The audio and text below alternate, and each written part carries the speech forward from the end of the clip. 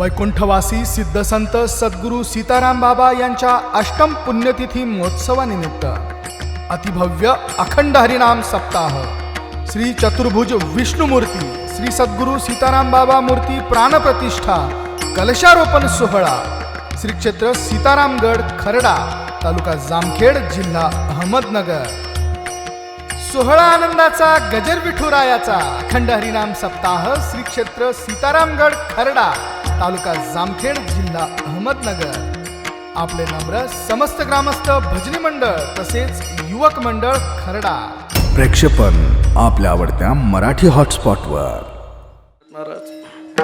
घातला दुकान देती आली अशी दान, घातला दुकान देती आली अशी दान, संत उदार उदार भरली अनंत भांडार, मागत्याची पुरी धनी अनेकाशी उरे, मागत्याची पुरे धनी अनेकाशी उरे, संत उदार उदार भरली अनंत भांडार, तुका म्हणी पोते देवी भरिली नवी रीती, तुका म्हणी पोते देवी भरिली नवी रीती, संत उदार उदार भरली अनंत भांडार। पांडुरंगा करू प्रथम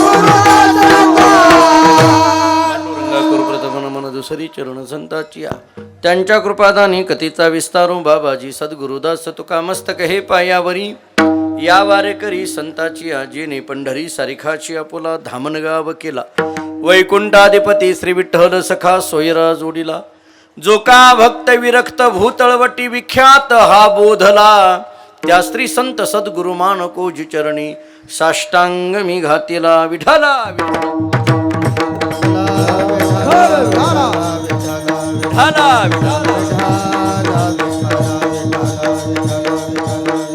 घातला दुकान देती आली अशी दान, घातला दुकान देती आली अशी दान, संत उदार उदार भरली अनंत भांडार। प्रस्तुत कीर्तनरूपी सेवेकरिता म्हणजे निरूपणाकरिता प्राप्त असणारा भंग महान भगवत भक्त जगद्गुरु श्री संत तुकाराम महाराज यांचा अत्यंत प्रसिद्ध महत्त्वाचा संतांच्या कार्याचा उल्लेख करणारा गोड असा 4 चरणाचा अभंग आहे। या अभंगातून जगद्गुरु श्री संत तुकाराम महाराज सांगतायत की संतांनी दुकान मांडलं, दुकान घातलं। तुकाराम महाराजांना कोणीतरी विचारलं संतांनी घातलेल्या दुकानाची काही वैशिष्ट्य आहेत का? तुकाराम महाराजांनी या अभंगातून 4 वैशिष्ट्य या दुकानाची सांगितली। पहिलं वैशिष्ट्य सांगितलं देती आली अशी दान, असं हे संतांचं दुकान आहे, घातला दुकान। दुसरं वैशिष्ट्य सांगितलं भरले अनंत भांडार, असं हे दुकान आहे, घातला दुकान। तिसरं वैशिष्ट्य सांगितलं धनी अनेकाशी उरे, असं हे दुकान आहे, घातला दुकान। आणि चौथं वैशिष्ट्य सांगितलं पोते देवे भरिले नवे रीते, असं हे दुकान आहे, घातला दुकान। म्हणजे या दुकानातून सगळ्या वस्तू दान केल्या जातात, हे या दुकानाचं पहिलं वैशिष्ट्य। या दुकानामध्ये माल कायम भरलेला असतो, हे या दुकानाचं दुसरं वैशिष्ट्य। या दुकानामध्ये गिऱ्हाईक कधीही आलं की त्याला माल मिळतो, हे या दुकानाचं तिसरं वैशिष्ट्य। आणि या दुकानातला माल कधीच नाश पावत नाही, हे दुकानाचं चौथं वैशिष्ट्य। विठ्ठला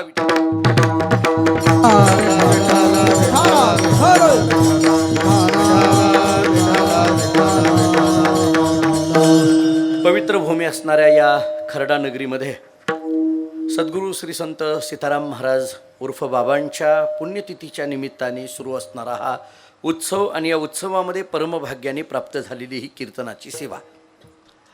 काही जागा असे असतात की त्या जागेला एक पावित्र्यता पावनमयता प्राप्त झालेली असते।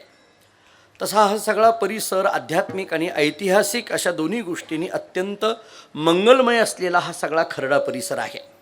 या परिसरामध्ये बाबांचं वास्तव्य अनेक काळ राहिलेलं आहे आणि बाबांची समाधीही याच काळामध्ये किंवा या कालावधीमध्ये किंवा या परिसरामध्ये असल्यामुळे एक पद्धतीची मांगल्यता किंवा पावित्र्यता या सगळ्या परिसराला लाभलेली आहे। वारकरी संप्रदायामध्ये जे काही अनेक गड हे अत्यंत मानाचे मानले जातात, त्याच्यामध्ये एक सीतारामगड हा एक अत्यंत नावाजलेला आणि एक भक्तिपूर्ण अशा पद्धतीचा गड आहे। वारकरी संप्रदायांचा इतिहास पुढच्या काळामध्ये जेव्हा लिहिला जाईल, मागे काही इतिहास लिहिलेले आहेत, परंतु भविष्यामध्ये 5-50 वर्ष 100 वर्षांनी ज्यावेळेस वारकरी संप्रदायाचा इतिहास लिहिण्याची वेळ एखाद्या लेखकावर येईल, तेव्हा सीतारामगडाचा उल्लेख केल्याशिवाय त्याच्या पुस्तकाला पूर्णता होणार नाही.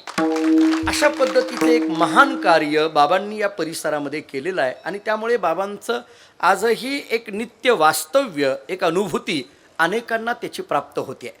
योगायोगाने यावर्षी बाबांची मूर्ती स्थापनासुद्धा यावर्षी होते.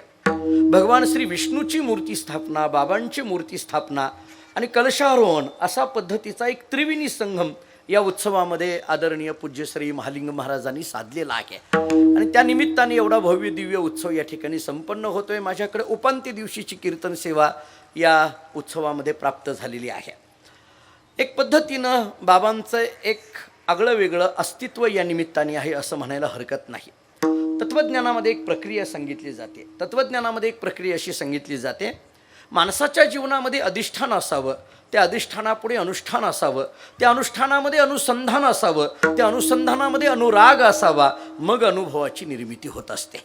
म्हणजे अनुभवाच्या निर्मितीकरिता अनुरागाची गरज आहे, अनुरागाकरिता अनुसंधानाची गरज आहे, अनुसंधानाकरिता अनुष्ठानाची गरज आहे आणि अनुष्ठानाकरिता अधिष्ठानाची गरज आहे. बाबांच्या समाधी स्थानाच्या माध्यमातून एक अधिष्ठान आपल्याला लाभलेलं आहे. मग अशी मला महाराज या सगळ्या परिसराची माहिती देत होते आणि बाबांच्या समाधीच्या समोर असणारा जो काही सभागृह आहे हे एक ध्यान मंदिर केलं आहे असं त्यांनी मला सांगितलं. त्यामुळे त्यापुढं अनेकांचं अनुष्ठान तिथं चालणार आहे. या अनुष्ठानातून त्यांच्याकडून अनुसंधान साधलं जावं, त्याच्यातून एक अनुरागाची निर्मिती व्हावी, मग अनुभवापर्यंत हा साधक नक्की पोहोचेल. मी तर थोडंसं वेगळ्या अंगाने या गडाकडे पाहिलं. हा गड म्हणजे काय, साधकाला साध्यापर्यंत पोहोच करण्याकरता मिळणारं एक अत्यंत महत्त्वाचं स्थान म्हणजे हा सीतारामगड आहे, की त्याला साधकाला साध्यापर्यंत पोहोच जाण्याकरिता, साधक साध्यापर्यंत पोहोचवायचा असेल तर त्याला साधनेची गरज असते. आणि मग साधनेकरता योग्य पद्धतीचा देश पाहिजे आणि योग्य पद्धतीचा काल पाहिजे. मला असं वाटतं की योग्य पद्धतीची भूमी ही साधना कालात करता, साधकाकरता ही भूमी आहे असं म्हणायला हरकत नाही. त्यामुळे या भूमीमध्ये बाबांचं वास्तव्य, त्यापुढे अनेक साधकांचं सुरू असणारं अनुष्ठान, त्यातून नक्कीच त्यांना त्या साध्यापर्यंत बाबा पोहोच करतील, याच्यामध्ये तिळमात्रही शंका येणार नाही.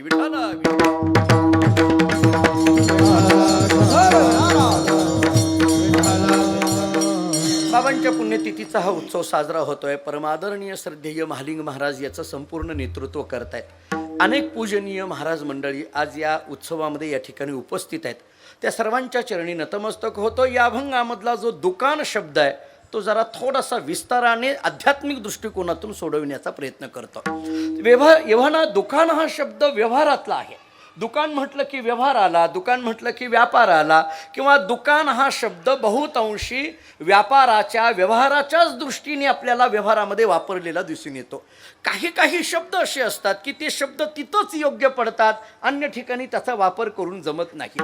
मराठी भाषा इतकी समृद्ध आहे, पण दुर्दैवाने मराठी भाषेतले अत्यंत महत्त्वाचे शब्दसुद्धा आम्ही अन्य ठिकाणी वापरायला लागलो. म्हणून आपणच कधीतरी आपल्या भाषेचं अवमूल्यन करत असलेलं आपल्याकडून घडत राहतं. त्यामुळे मराठी भाषेमध्ये आदरणीय पूज्य श्री नानासाहेब माझ्या समोर आहेत. ते मराठीचे प्राध्यापक आहेत. अनेकदा ते मराठी विषय शाळेमध्ये, कॉलेजमध्ये शिकवितात. त्यांची रामायण कथा आपण त्यांच्या मुखातून आज या ठिकाणी प्रभू रामचंद्रांची कथा आपण ऐकत आहात. तुम्ही त्यांना विचारा, मराठी भाषेमधल्या काही शब्दांची योजना त्याच ठिकाणी करावी लागते. मराठी भाषा आपण बोलत असताना सुद्धा अनेक अलंकारांना निर्मिती करून देते, अनेक पद्धतीच्या व्याकरणातल्या नियमांना आपल्या पद्धतीने जाणून देते. अशा पद्धतीची मराठी भाषा आहे. काही शब्द तिथंच योग्य लागत राहतात. मी आपल्याला साधा व्यवहारातला एक अत्यंत साधा शब्द सांगतो. मला सांगा, कृपा हा शब्द किती सहजगते आपल्या मुखातून अनेकदा येतो. हा कृपा शब्द आपल्याला जर वापर करायचा असेल तर कुठं करावा लागेल? आई वडिलांची कृपा, बरोबर आहे. समजा नाही, आणखीन थोडं वेगळ्या अंगाने बोलायचं झालं तर सद्गुरूंची कृपा, संतांची कृपा, भगवंताची कृपा म्हणजे मला असं वाटतं की कृपा हा शब्द भगवंत इथंच योग्य पडेल, कृपा हा शब्द आई वडील इथंच योग्य पडेल, कृपा हा शब्द सद्गुरू इथंच योग्य पडेल, कृपा हा शब्द आपल्याला ज्यांनी काही मार्गदर्शन एखाद्या वडिलांनी केलेलं असेल तर तिथंच योग्य पडेल. अन्य ठिकाणी कृपा शब्द लापून जमत नाही. म्हणजे सद्गुरू शब्द आला की आपल्याला असं म्हणता येईल की माझ्यावर ही सद्गुरूंची कृपा आहे, माझ्यावर ही भगवंताची कृपा आहे, माझ्यावर ही आई वडिलांची कृपा आहे असं म्हणणं ठीक आहे. परंतु आपण कीर्तनाला बसलो आणि बसल्यानंतर खिशात हात घातला, तंबाखूची पुडी आहे पण चुन्याची पुडी नाही, दुसऱ्याला विचारलं त्यांनी चुना दिला की अरे वा बरं झालं कृपा तू केली माझ्यावर. चुना देणाऱ्याला कुठं कृपा म्हणतात का? तो कधी चुना लावून गेला कळतही नाही आपल्याला. असं कुठं चुना देणाऱ्याला कृपा हा शब्द लावला जाईल का? त्यामुळे कृपा हा शब्द इतका खाली आणायचा नाही. कृपा हा शब्द मराठीमधून इतक्या निम्न स्तरावर जर आम्ही आणत असेल तर आपण कृपा या शब्दाचं मराठी भाषेच्या दृष्टीने अवमूल्यन करतोय असं सिद्ध होतं. मी थोडंसं आणखीन पुढं आपल्याला बोलतो. इथं जो दुकान शब्द आहे, मी अभंग घेतल्यानंतर आपल्या सगळ्यांच्या लक्षात आलं असेल की तुकाराम महाराज आपल्याला सांगतात घातला दुकान देती आली असी दान. इथला जो दुकान शब्द आहे तो दुकान शब्द व्यवहारातला आहे आणि महाराजांचं बोलणं हे परमार्थातलं आहे. मग व्यवहारातल्या शब्दाने परमार्थ समजावून सांगणं हे तुकाराम महाराजांच्या वाङ्मयाचं एक आगळं वेगळं कौशल्य आहे. तुकाराम महाराजांच्या वाङ्मयाची जी अनेक कौशल्य आपल्यासमोर मांडावी लागतील किंवा लागणार आहेत. कधी कधी तुकाराम महाराजांच्या अभंगाची रचना कशी आहे या दृष्टीने जर आपण साहित्यिक आणि सामाजिक आणि आध्यात्मिक अंगाने अभ्यास करायला गेल्यानंतर आपल्या लक्षात येतं की तुकाराम महाराजांनी वापरलेले शब्द हे त्या त्या अनुषंगाने त्या त्या कालपरत्वे महत्त्वाचे असतात. मला तर जरा पुढं बोलायचं आहे आपल्याला. संतांचं वाङ्मय कालपरत्वे त्याच्यातले शब्दसुद्धा बदलत जातात. जरा पुढं नीट ऐका माझं बोलणं. ज्ञानोबारांची ज्ञानेश्वरीतली भाषा, नाथ महाराजांची भागवतातली भाषा आणि तुकाराम महाराजांची गाथ्यातली भाषा ही भाषासुद्धा तुम्हाला कालपरत्वे बदलत आलेली दिसून येईल. तुम्ही ज्ञानेश्वरीतली भाषा ऐकायला गेलात तर ती थोडीशी नाही म्हटलं तरी जड वाटेल. जरा ते शब्द थोडेसे तत्त्वज्ञानाच्या कसोटीवरचे शब्द वाटतील. जरा आणखीन आमचा वेदांतातला शब्द वापरायचा झाला तर बहुतांशी ठिकाणी पारिभाषिक शब्द ज्ञानोबारांनी वापरलेले दिसून येतील. म्हणजे अजातवाद पटवून द्यायचा असेल तर शशशृंग, खपुष्प, वंध्यापुत्र अशा पद्धतीचे दृष्टांत, अशा पद्धतीचे शब्द ज्ञानोबारांनी वेळोवेळी आपल्याला वापरलेले दिसून येतील की जे सर्वसामान्यांना कळणं फार कठीण आहे. तेच जरा नाथ महाराजांच्या वाङ्मयाकडे आलो तर ते थोडंसं आणखीन म्हणजे सोप्या शब्दामध्ये भागवत आहे असं आपल्याला जाणवायला लागेल. जणू काही आपण मी तर असं अनेकदा बोलत आलोय महाराज की ज्ञानेश्वरी सार्थ वाचायची एखाद्या वेळेस गरज पडेल पण भागवत सार्थ वाचायची गरजच पडणार नाही. इतक्या सहज ओव्या आहेत, इतक्या सरळ सोपे ओव्या आहेत. तेच जर तुकाराम महाराजांचा अभंग गाथा समोर घेतला तर ते तर अगदी रोजच्या बोलीभाषेतले शब्द तुकाराम महाराजांनी गाथ्यात वापरलेले आपल्याला दिसून येतील. म्हणजे आपल्या लक्षात येईल की ज्ञानोबारांच्या काळामध्ये असलेला श्रोतावर्ग त्या पद्धतीने ज्ञानोबारांनी भाषा वापरली. नाथ महाराजांच्या काळात असलेला श्रोतावर्ग त्या पद्धतीने नाथ महाराजांनी भाषा वापरली. तुकाराम महाराजांच्या काळातला श्रोतावर्ग त्या पद्धतीने तुकाराम महाराजांनी भाषा वापरली. म्हणजे जशा पद्धतीचा श्रोता असेल तशा पद्धतीने वक्त्याने आपल्या मुखातून शब्दांची योजना करावी लागते. विठाला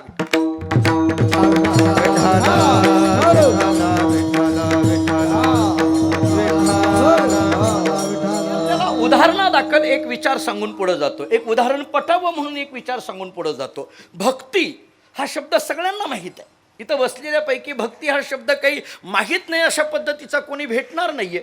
आता ऐका, भक्ती कशाला म्हणायचं, भक्ती या शब्दाचा अर्थ काय असा जर आपल्या मनामध्ये प्रश्न पडला, तुम्ही ज्ञानेश्वरी उघडली वेगळीच व्याख्या जाणवेल, नाथ भागवत उघडलं वेगळी व्याख्या जाणवेल आणि गाथा उघडली तर वेगळी व्याख्या जाणवेल. जरा पुढं बोलू, जरी ते शब्द वेगवेगळे वाटत असले तरी या तिघांना सुद्धा जे सांगायचं आहे ते एकच आहे एवढं मात्र नक्की आहे. एवढं मात्र नक्की आहे, तिघांना जे सांगायचं ते एकच आहे. मी उदाहरण देतो तुम्हाला. ज्ञानेश्वरी जर काढली आणि भक्तीची व्याख्या आपण पाहायला लागलो तर ज्ञानोबारांनी थोडं तत्वज्ञानाच्या कसोटीवर भक्तीची व्याख्या सांगितली. एरवी तिजी ना चवती हे पहिली ना सरती, पै माझी ये सहज स्थिती भक्ती नाम. ज्ञानोबाराय सांगतात एरवी तिजी ना चवती हे पहिली ना सरती. भक्ती कशाला म्हणायचं, सहज स्थितीला स्वरूप स्थितीला भक्ती म्हणा असं ज्ञानेश्वर महाराज सांगतात. ऐकायला आपल्याला हे जड वाटायला लागलं. तुम्ही भागवत उघडा आणि नाथ महाराजांना विचारा भक्ती कशाला म्हणायचं. नाथ महाराज आम्हाला सांगतील अहर्निशी माझी कथा, अहर्निशी माझी वार्ता, अहर्निशी माते ध्याता, भक्ती नामती तत्वता.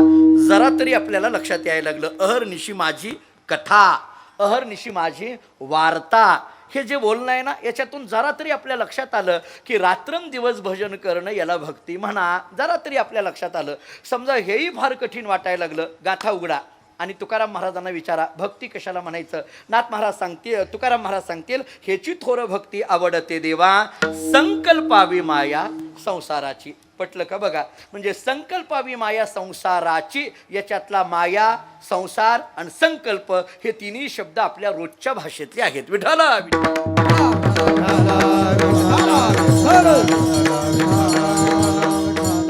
तुम्ही या अभंगाकडे बघा. शब्द वापरलाय तुकाराम महाराजांनी दुकान, पण महाराजांना पटवून द्यायचंय परमतत्व. वापरलाय शब्द कोणता? दुकान. मी जर आपल्याला साधं व्यवहारातला प्रश्न विचारतो, दुकान दुकान म्हटलं की दोन शब्द फार महत्वाचे असतात. ऐका, कोणते? देणं आणि घेणं. हे दोन शब्द फार महत्वाचे आहेत. जरा पुढे बोलू. देणं घेणं घडल्याशिवाय दुकान होतच नाही. दुकान होतच नाही.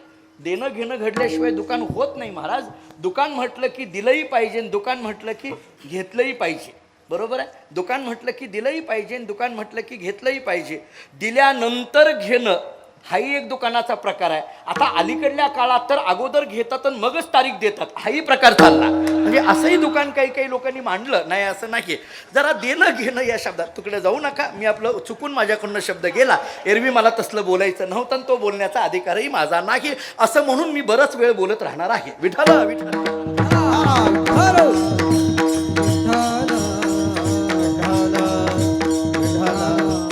देणं आणि घेणं असल्याशिवाय दुकान घडत नाही. जरा आणखीन पुढे बोलतो. देणाराही लागतो आणि दुकानामध्ये घेणाराही लागतो. बरोबर आहे, एवढंच मान्य आहे. आता जरा थोडंसं आणखीन लक्षात घ्या.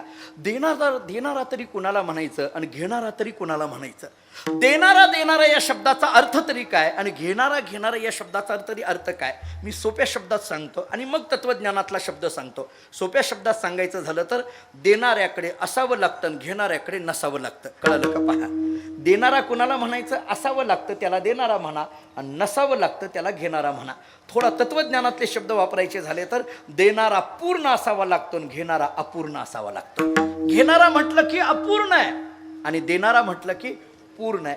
आता थोडा विचार करा की या जगात पूर्ण आहे तरी कोण? या जगामध्ये पूर्ण हा शब्द लावायचा तरी कोणाच्या बाबतीत? ज्यांना ज्यांना आम्ही पूर्ण शब्द लावायला निघालो व्यवहार आमच्या दृष्टीने, ते आपल्याला अपूर्ण दिसू लागले. एखादा जर म्हणायला लागलो की आपण बाबा ह्याच्यामध्ये हे पूर्ण आहेत असं म्हणावं, तर त्याच्या ठिकाणी असलेली उणीव माणूस लगेच बोलायला लागतो. जर आपण एखाद्याला म्हणायला लागलो, काय हो काय कीर्तन झालं, काय कीर्तन झालं, काय एकदम इतकं अस्खलित पद्धतीने मराठीमध्ये तत्वज्ञान प्रचुर अशा पद्धतीचं कीर्तन झालं, असं म्हणून तुम्ही कीर्तनाची परिपूर्णता सांगायला लागला, तर दुसरा जवळ बसलेला लगेच म्हणतो, नाही पण एवढं स्वराचं ज्ञान नाही त्यांना. बरोबर आहे का नाही? काय म्हणतो ना, ज्याला स्वरातलं कळतं, बरोबर आहे का ना, ते त्यांनीच म्हणावं, हे तितकंच खरं आहे. तर कोणी म्हणून जमत नाही. बरोबर. आता ढाकणे महाराजांनी जर सांगितलं तर योग्य आहे. हरिभाऊ आमचे म्हटले, बिभीषण महाराज आमचे अगदी जीवलग आहेत, यांनी म्हटलं कारण यांना स्वरातलं ज्ञान आहे, त्यांनी म्हटलं योग्य आहे. म्हणजे जर आपण एकदा काही मांडायला लागलो तर एखादा म्हणेल नाही सगळं खरं आहे हो, परंतु भजन काही एवढं त्यांच्याकडे नव्हतं. समजा एखादा कीर्तनकार अत्यंत योग्य पद्धतीचा भजन स्वर आणि अगदी व्यवस्थित चाली भरपूर त्यानं कीर्तनामध्ये स्वतःच म्हटल्या, पुष्कळ प्रमाणात त्यांनी कीर्तनामध्ये दिली, वेगवेगळे रागधारी त्या कीर्तनामध्ये केली, आणि मग ऐकणारा एखादा मनुष्य म्हणेल काय गायन होतं आज कीर्तनामध्ये, काय गायन काय कीर्तन झालं. दुसरा म्हणेल नाही नुसतं गाण्यावरच झालं, काय सांगितलं कीर्तनामध्ये, काय सांगितलं. बरोबर आहे. म्हणजे अपूर्णता माणसाचा स्वभाव असा आहे महाराज, माणूस परिपूर्णतेकडे जात नाही पण अपूर्णता शोधल्याशिवाय राहत नाही.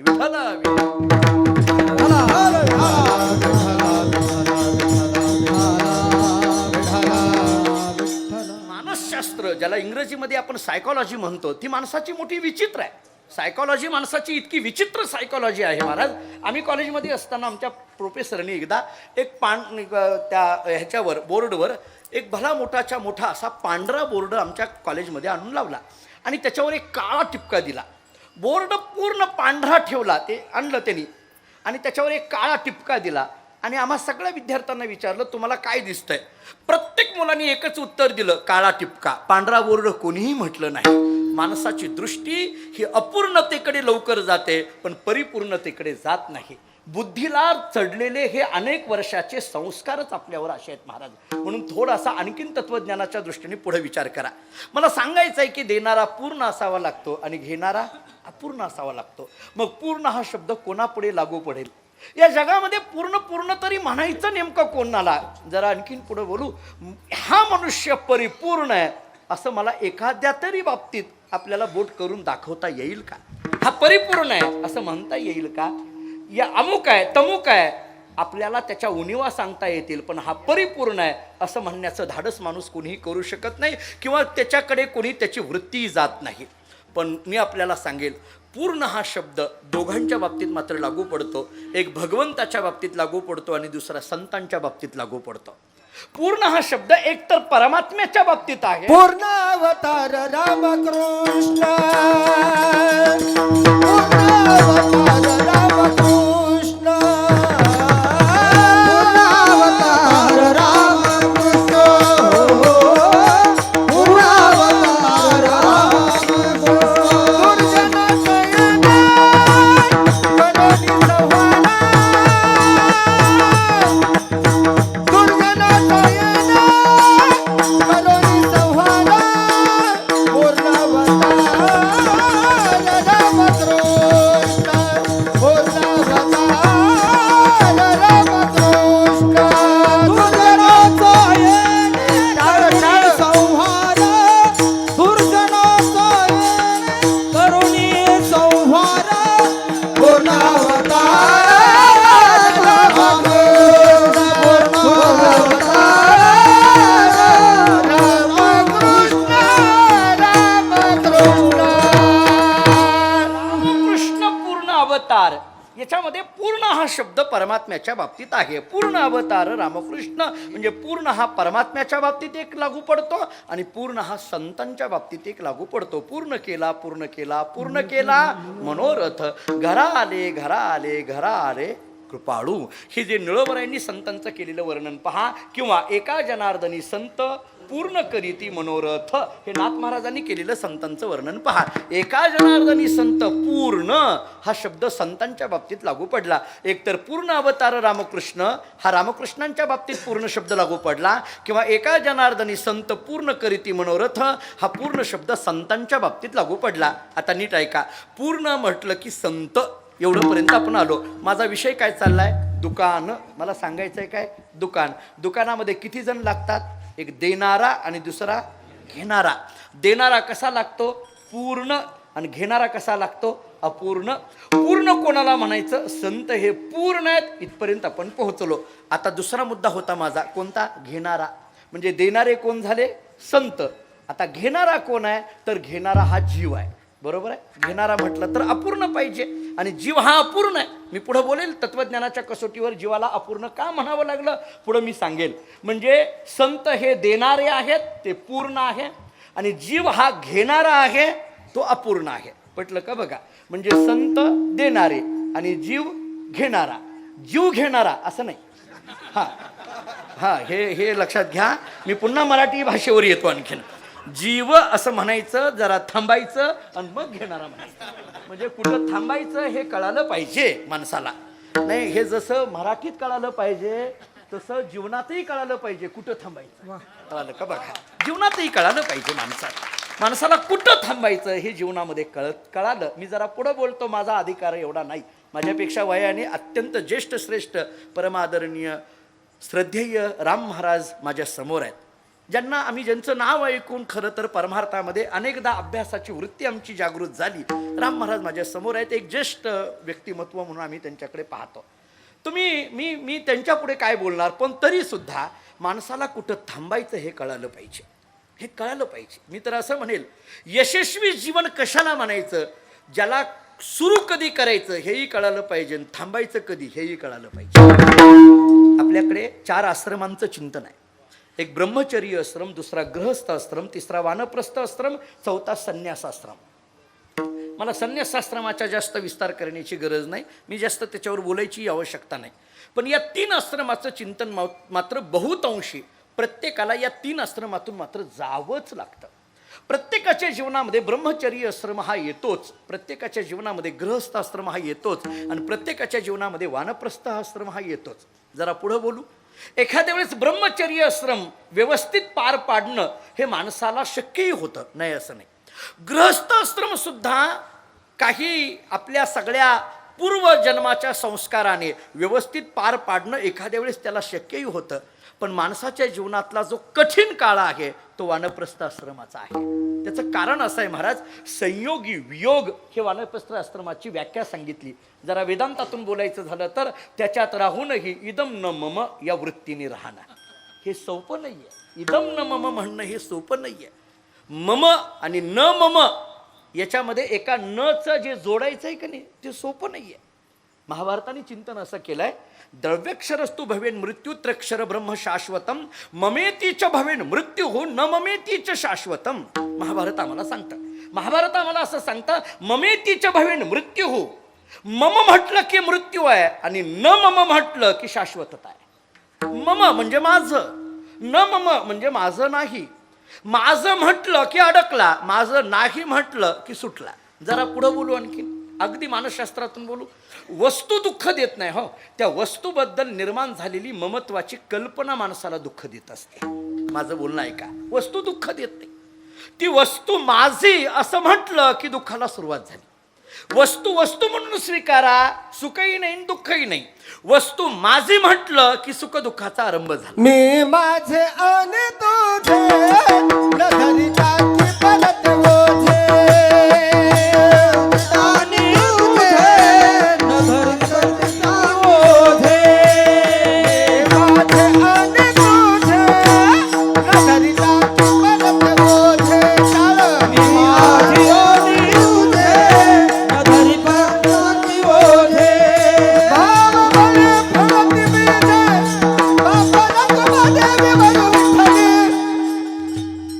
बाबा रखुमा देवी वरू विठ्ठली. करा विठ्ठल स्मरण नामरूपी अनुसंधान. करा विठ्ठल स्मरण नामरूपी अनुसंधान. बाबा भले भरत बीजे बाबा रखुमा विठ्ठली. बाबा रखुमा विठ्ठली. करा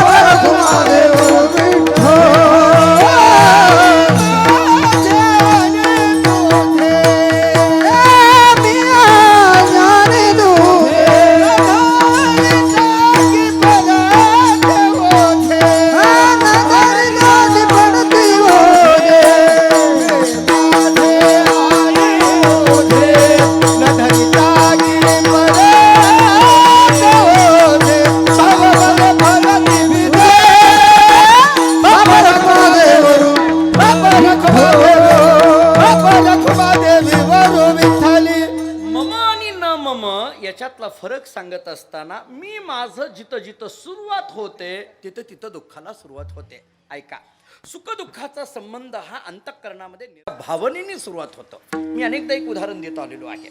वस्तू वस्तू म्हटलं की ती सुखही देत नाही दुःखही देत नाही, पण वस्तू माझी म्हटलं की सुख दुःखाचा आरंभ झाला. मी उदाहरण सोपं देतो, इथं देतो आत्ताच. माझी म्हटलं की सुख दुःखाचा आरंभ झाला. हा माईक आहे, मी बोलतोय सगळ्यांना ऐकू जात आहे, मी बोलतोय सगळ्यांना ऐकू जात आहे, ठीक आहे. हा माईक आहे असं म्हटलं की सुखही नाही दुःखही नाही, पण हा माईक माझा असं म्हटलं की याचा आवाज चांगला आला की सुख आहे ना आवाज बंद पडला की दुःख आहे. बघा तुम्ही, इथंच उदाहरण देतो. हा माईक माझा असं म्हटलं. बऱ्याच ठिकाणी आम्ही गेल्यानंतर असं आम्ही कीर्तनाला उभा राहिलो की मग ते कीर्तनकार मंडळी असतील किंवा गायक असतील वादक असतील ते स्पीकरवाल्याला सांगत असतात, ए माझ्या माईकला आवाज दे, असं म्हणत असतात बघा मोठ्याने, माझ्या माईकला आवाज दे, माझ्या माईकला आवाज दे. मला कधी कधी प्रश्न पडतो, तो स्पीकरवाला म्हणत असेल माईक माझा, आणि ही का लागलाय माझा माझा म्हणायला? बरं तासाभरा करता येऊन लागलाय म्हणायला माझा माझा. माईक माईक म्हणून स्वीकारला की सुखही नाही दुःखही नाही. मी एकदा नाशिक भागात कीर्तनाला गेलो. मी उभा राहिलो, मोठे मोठे गायक मंडळी होती. त्यांनी ते स्पीकरवाल्याला सांगितलं मला आवाज दे. त्यांनी ते गायकांना दिला. दुसरे गायक म्हटले मला आवाज द्या, त्यांना दिला. वादक म्हटले आम्हाला आवाज द्या, त्यांना दिला. दुसरे वादक म्हटले आम्हाला आवाज द्या, त्यांना दिला. 10 मिनिट आवाज देणं चालू होतं. मी 10 मिनिटानंतर त्या स्पीकरवाल्याला म्हटलं या सगळ्याला देऊन जर थोडं शिल्लक राहिलं तर मला दे, नाहीतर राहू दे, काही हरकत नाही. म्हणजे वस्तू वस्तू म्हणून स्वीकारली, सुख दुःख नाही. पण वस्तू माझे म्हटलं की सुख दुःखाचा आरंभ झाला. बघा तुम्ही, इथं आपल्याला आणखीन काही लोक आम्हाला घरी घेऊन जातात. आता बऱ्याचदा आम्ही काही वेळेस नवीन, आता समजा खरडा गाव आहे, आम्ही कधी आलेलो नसतो. मग नवीन गावामध्ये कीर्तनाला गेलो की मग ओळख कुठून तरी निघते आणि ते म्हणतात महाराज चला आमच्या घरी घरी चला, कीर्तन झालं की घरी चला. खरं तर 9 ते 11 वगैरे कीर्तन आपल्याला बहुतांशी आपल्या या भागामध्ये, नगर भाग असेल, मराठवाडा असेल, रात्री 9 ते 11ची कीर्तन झाल्यानंतर पुढला प्रवास असतो. आता पंढरपूर कुठं, खरडा कुठं, नाही म्हटलं तरी 1 2.5-3 तासाचा प्रवास आहे. आम्हाला पुढं घरी जायची घाई असते. आता निघायचं प्रवास, रात्रीचा प्रवास करणाऱ्या माणसाला प्रवासाच्या अडचणी काय आहेत हे प्रवास करणाऱ्या माणसांना विचारा. महाराजांचं आता रोज उठलं की सकाळी परत ड्युटी आहे, त्यामुळे रात्रीच प्रवास करावा लागतो. तर कीर्तन झालं की आम्हाला कधी एकदा मंडपातून बाहेर पडेल आणि कधी गाडीत बसेल, कधी निघेल असं झालेलं असतं. आणि मग ते काही लोक नाही महाराज चला आमच्या घरी चला, आमच्या घरी चला, फार आग्रह करतात, घरी घेऊन जातात. घरी घेऊन गेल्यानंतर गप बसत नाहीत. त्यांचं ते 2 मजली घर दाखवतात रात्री 12 वाजता. आता चहा प्यायचा असतो, पुढलं बोलत नाही, झाकली मूठ 1.25 लाखाचे, काय फिरावं लागतं आम्हाला. हे आम्ही झालोय त्याच्याकरता आता महाराज. मग आम्ही फिरून झाल्यानंतर अख्खं घर दाखवतात आणि अख्खं घर दाखवून मग मला म्हणतात महाराज कसं वाटलं घर? आता आम्ही तुमच्या घरात येऊन काय वाईट म्हणणार आहे?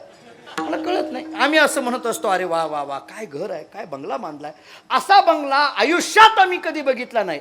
हे आमचं सगळ्याच्याच बंगलेलं वाक्य असतंय बरं का, तुमच्याच असतंय अशातला भाग नाही. हे असली वाक्य आम्ही पाठ केलीत नाही. तरी जरा पुढलं बोलू, आम्ही असलंच अलीकडे पाठ केलंय.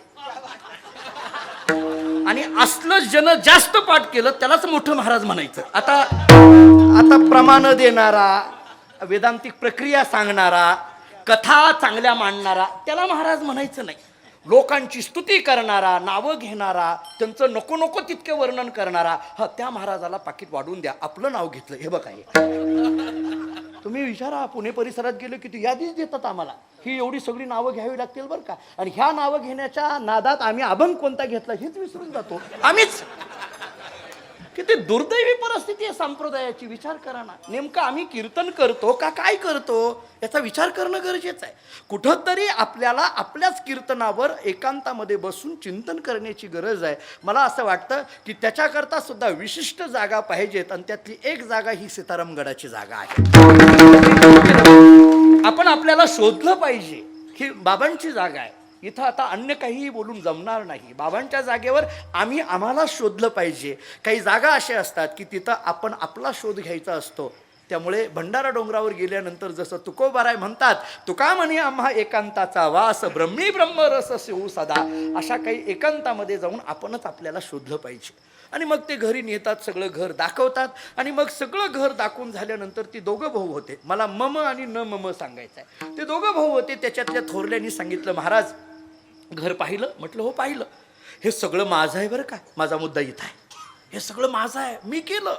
मी जर कष्ट केले नसते ना, आम्हाला रस्त्यावर राहावं लागलं असतं. हे सगळं माझं आहे. जो धाकटा होता का नाही, तो आत्तापर्यंत काही बोलत नव्हता, शांतपणे ऐकत होता, चालत होता. पण जेव्हा थोरल्याच्या मुखातून शब्द आला की हे सगळं माझं आहे, तेव्हा धाकट्याने हळूच माझ्या कानात सांगितलं महाराज आमचं ठरलंय, वरचं त्याला खालचं मला. उदाहरण संपलं. कळालं का? बघा, एका वाक्यात उदाहरण दिलं.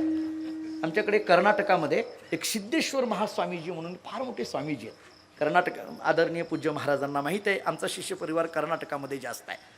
विजापूरपासून ते अगदी बेंगलोरपर्यंत कानडीमध्ये, म्हणजे माझे वडील गुरुवरे दादा लिहितात, बोलतात, वाचतात. ज्ञानेश्वरी कानडीमध्ये आपण केली आहे. गाथा तुकाराम महाराजांचा कानडीमध्ये केला आहे. नाथ महाराजांचं भागवत कानडीमध्ये केलं आहे. जवळजवळ 3-4 ठिकाणी कर्नाटकामध्ये मठं आपले आहेत. संप्रदायाचं काम चांगलं आहे. असो, ते कर्नाटकामध्ये एक सिद्धेश्वर महास्वामीजी म्हणून आहेत. त्यांनी एक वाक्य त्यांच्या प्रवचनात सांगितलेलं, मला आठवतं तेवढं बोलून पुढं जातो. ते असं म्हणत होते की आपण शून्य काढला, त्या शून्यामध्ये कधी भांडणं आहेत का? इथं बसलेल्यापैकी खर्डा आणि खर्डा परिसरातली एवढी बाबांवर श्रद्धा ठेवून आलेली मंडळी आहेत. माझा एक साधा प्रश्न आहे, या शून्यामध्ये कुणीतरी तुमच्यापैकी असं म्हणेल का अर्धा शून्य मला आणि अर्धा तुम्हाला, असं कुणी म्हणेल का? या शून्यामध्ये कुणी भांडणं केलेत का? नाही. त्या शून्याच्या पुढे मी एक आकडा ठेवला, किती संख्या झाली? 10. त्या 10 मध्ये मात्र भांडणं आहेत, 5 माझे आणि 5 तुझे. 10 मध्ये भांडणं आहेत, 5 माझे आणि 5 तुझे. शून्यामध्ये मात्र भांडणं नाहीत. तेव्हा वेदांताचा एक सिद्धांत असा आहे, निराकारामध्ये भांडणं नाहीत पण आकारामध्ये भांडणं आहेत. जिथं आकार आहे तिथं भांडण आहेत आणि जिथं निराकार आहे तिथं भांडणं नाहीत. आकार प्रपंच आहे आणि निराकार परमार्थ आहे. विठ्ठल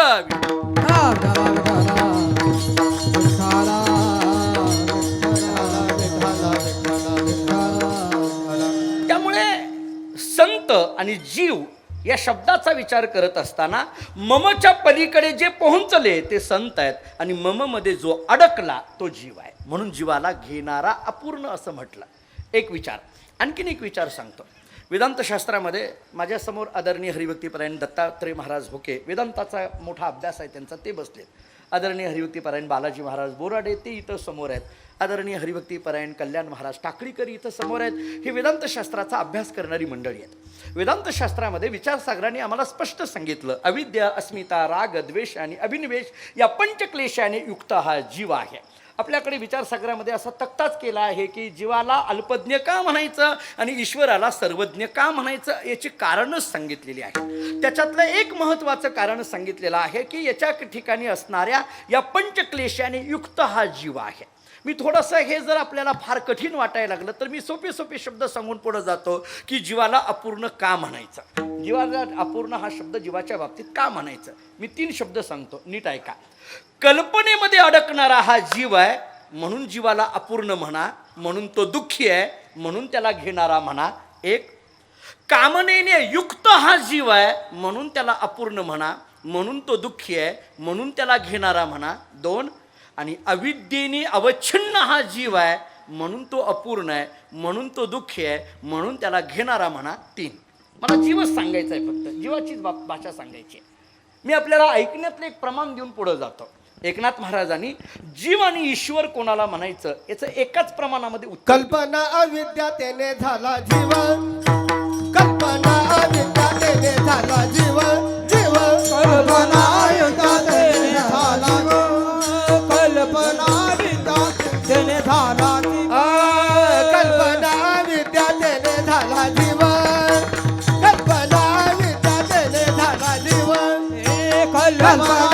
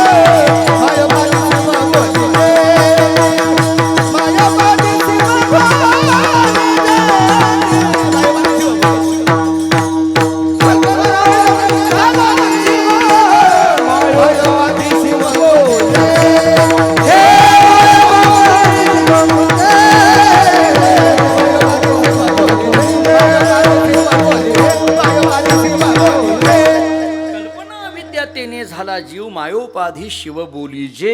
हे नाथ महाराजांची जर जीव आणि ईश्वराची व्याख्या ऐकली तर आपल्या लक्षात येईल. पंचदशीकरांनी हेच चिंतन केलं आहे. मायाभासेने जीवेशो करोती ती श्रुतत्वतः कल्पितावेव जीवेशो ताभ्यम सर्वम प्रकल्पितम. पंचदशीकारांनी केलेलं चिंतन.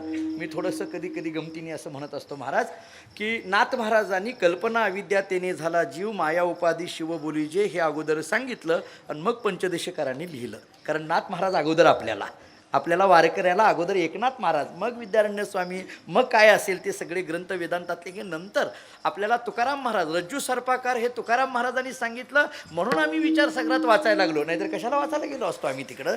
आम्हाला तुकोबारांनीच सांगितलं ना, भासे येले जगदंबर कसं रज्जू सर्पाकार महाराजांनी सांगितलं ना, म्हणून आम्ही मागणायला लागलो हे रज्जू सर्पाकार म्हणजे काय. मग बघायला लागलो विचारसागर कुठं आहे, वृत्तीप्रभाकर कुठं आहे, मग आम्ही त्याच्यामध्ये शोधायला लागलो. अन्यथा आम्हाला त्या ग्रंथांची कोणीतरी असं म्हटलं, मला जास्त विस्तार करायचा नाहीये, परंतु कोणीतरी आपल्यातल्याच एकाने असं सांगितलं ज्ञानेश्वरी आणि गाथा सोडवण्याकरिता विचारसागर आणि वृत्ती प्रभाकराच्या कोबड्या घेण्याची गरज नाही, असं एका महनीय व्यक्तीचं वाक्य आहे.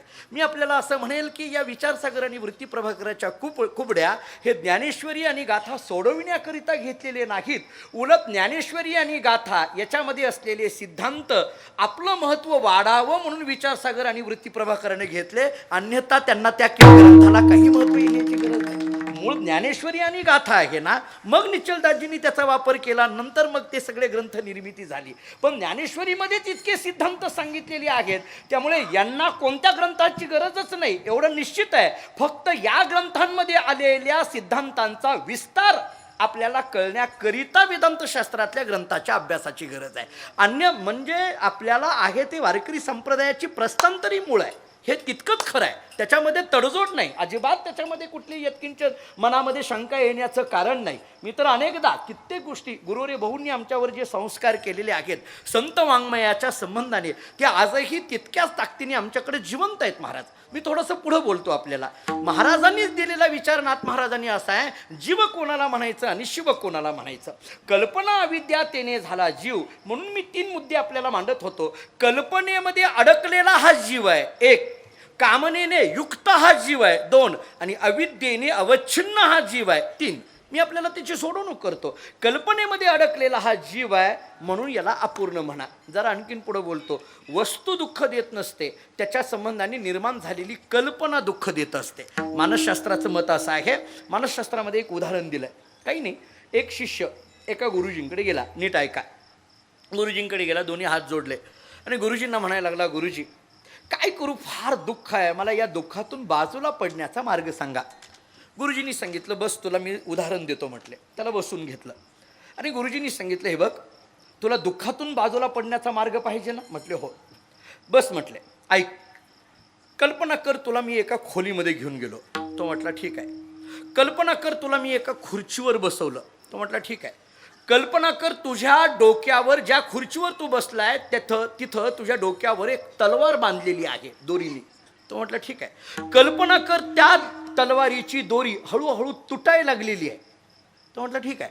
गुरुजींनी विचारलं, तुला खोलीत घेऊन गेलो, खुर्चीवर बसवलं, तुझ्या डोक्यावर तलवार बांधली, त्याची दोरी हळूहळू तुटायला लागली, अशी कल्पना करतोयस ना. हो.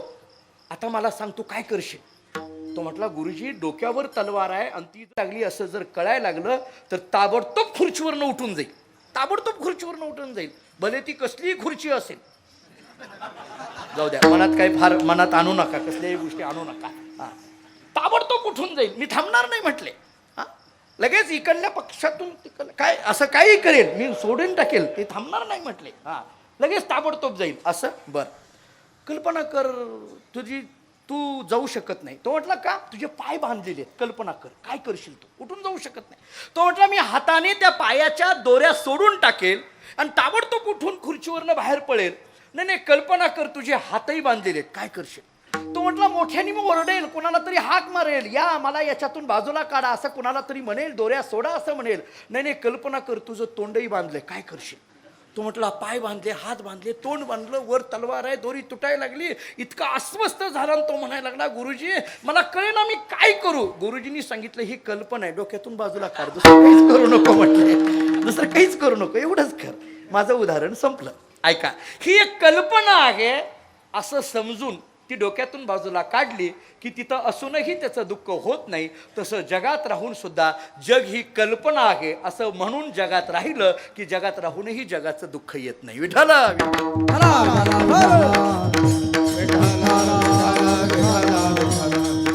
दुसरा मुद्दा सांगितला, कामनेमध्ये युक्त असलेला हा जीव आहे. कामना या शब्दाचा अर्थ विषयी सुख.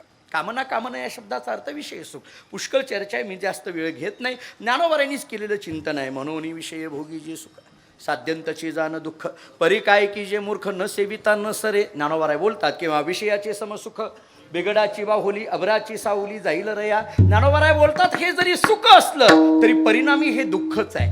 हे जरी सुख सुख म्हणून याला स्वीकार करत असला तरी परिणामी दुःख आहे. मी जरा धावतं बोलू आणखीन. दुःखाला कायमचं घालविणारं सुख वेगळं आणि दुःखाला जन्म देणारं सुख वेगळं. दुःखाला कायमचं घालविणारं जे सुख आहे त्याला ब्रह्मसुख म्हटलं जातं. ज्ञानोबारांनी त्याचंही वर्णन केलंय. किंबहुना सोये जीवात्मयाची लाहे तेथे जे होये तया नाम सुख. किंवा त्याचा जर विचार आणखीन वेगळ्या पद्धतीने पाहायचे तर तुका म्हणे कैची किव कोठे जीव निराळा. एवढ्यामध्ये आपल्याला लक्षात येईल जीव आत्मयाची लाहे, जीव ब्रह्मैक्य होणं याला ब्रह्मसुख असं म्हटलं जातं. आणि दुसरा मुद्दा विषय सुखाचा आहे की ज्या सुखातून दुःखाची निर्मिती होते. ज्या सुखातून दुःखाची निर्मिती होते. प्रपंचातलं सुख हे दुःखाला जन्म देतं. आमचे वडील गुरुवरे दादा एक उदाहरण देत असतात. ह्या सगळ्या मंडळींनी अनेकदा कीर्तनं त्यांची ऐकली. आमचे वडील असं सांगत असतात, मुलगा झाला सुख झालं गावभर पेढे वाटतो.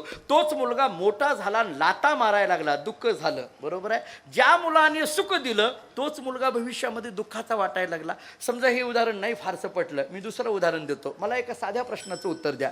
मला सांगा, आपल्या घरामध्ये लाईट असणं सुखाचं का दुःखाचं? लाईट सुखाचं.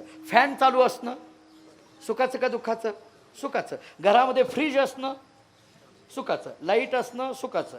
फॅन चालू असणं सुखाचं. फ्रीज असणं सुखाचं. 1 महिन्यानंतर MECBचं बिल येतं सुखाचं का दुःखाचं? काय त्या दिवशी गोंधळ असतो, महाराज एवढं बिल कसं काय आलं, बंद करा लाईट फॅन. तेवढ्याच दिवशी दुसऱ्या दिवशी पुन्हा चालू सगळं. बरोबर आहे. त्या दिवशी आम्हाला ते सहन होत नाही. म्हणजे माणसाला लाईट तर पाहिजे आणि बिल तर आलं नाही पाहिजे. म्हणजे माणसाचं मानसशास्त्र कसं आहे बघा. आपल्याला लाईट तर पाहिजे आणि बिल तर आलं नाही पाहिजे. म्हणजे प्रसंगाने बदलणारं मानसशास्त्र हे आपलं मानसशास्त्र आहे. प्रसंगाने बदलत राहतं मन, असं बदलत राहतं सारखं, कोणत्या ना कोणत्या विचाराने बदलत राहतं. जरा पुढं चला. कामनेमध्ये अडकलेला हा जीव आहे म्हणून याला दुःखी म्हणा. आणि तिसरा मुद्दा आहे अविद्येने अवच्छिन्न असलेला हा जीव आहे. अविद्या म्हणजे अज्ञान, माया. एकार्थवाची तूर्त कळण्याकरता घ्या. याच्यातही फरक आपल्याला पंचदशीकारांनी केले. मला त्याच्यात आत्ता विस्तारामध्ये जायचं नाहीये. पण अविद्या, या अविद्येने युक्त असलेला हा जीव आहे. आता कधी कधी प्रश्न पडतो ही अविद्या म्हणजे तरी काय? जास्त वेळ घेत नाही, परंतु ही अविद्या कळण्याकरिता मी एक रामायणातला विचार सांगतो म्हणजे कळेल. आदरणीय पूज्य महाराजांकडून आपण रामायण ऐकतच आहात, परंतु अविद्या काय आहे हा अविद्या शब्द रामायणामध्ये एका पात्राच्या संबंधाने फार चांगला आलाय.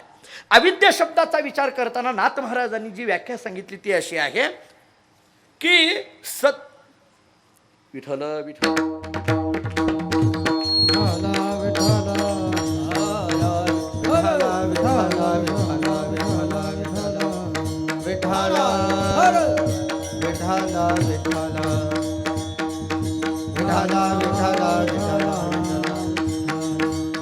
कौसल्याती सद्विद्या सुमित्राती शुद्ध मेधा कैकई ती अविद्या कुविद्या मंथरा ती पासी. मला एवढीच ओवी सांगायची होती. या ओवीमध्ये कौसल्याती सद्विद्या सुमित्राती शुद्ध मेधा कैकई ती अविद्या कुविद्या मंथरा ती पासी. याच्या चौघींच्या व्याख्या सांगितल्या पण तत्वज्ञानाच्या कसोटीवर सांगितल्या.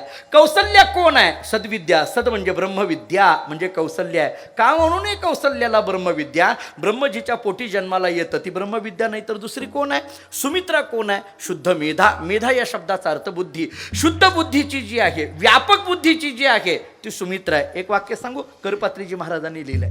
गीताप्रेतचे जे रामायणावरचे अंक आहेत त्याच्यामध्ये करपात्रीजी महाराजांनी एके ठिकाणी फार छान लिहिलंय. त्यांनी असं लिहिलंय की ज्यावेळेस रामचंद्र प्रभूंच्या बरोबर लक्ष्मणाला वनवासाला निघायचं आहे, पण जात असताना लक्ष्मणजी सुमित्रेकडे जातात आणि सांगतात, आई रामाबरोबर वनवासाला निघू का? नीट ऐका.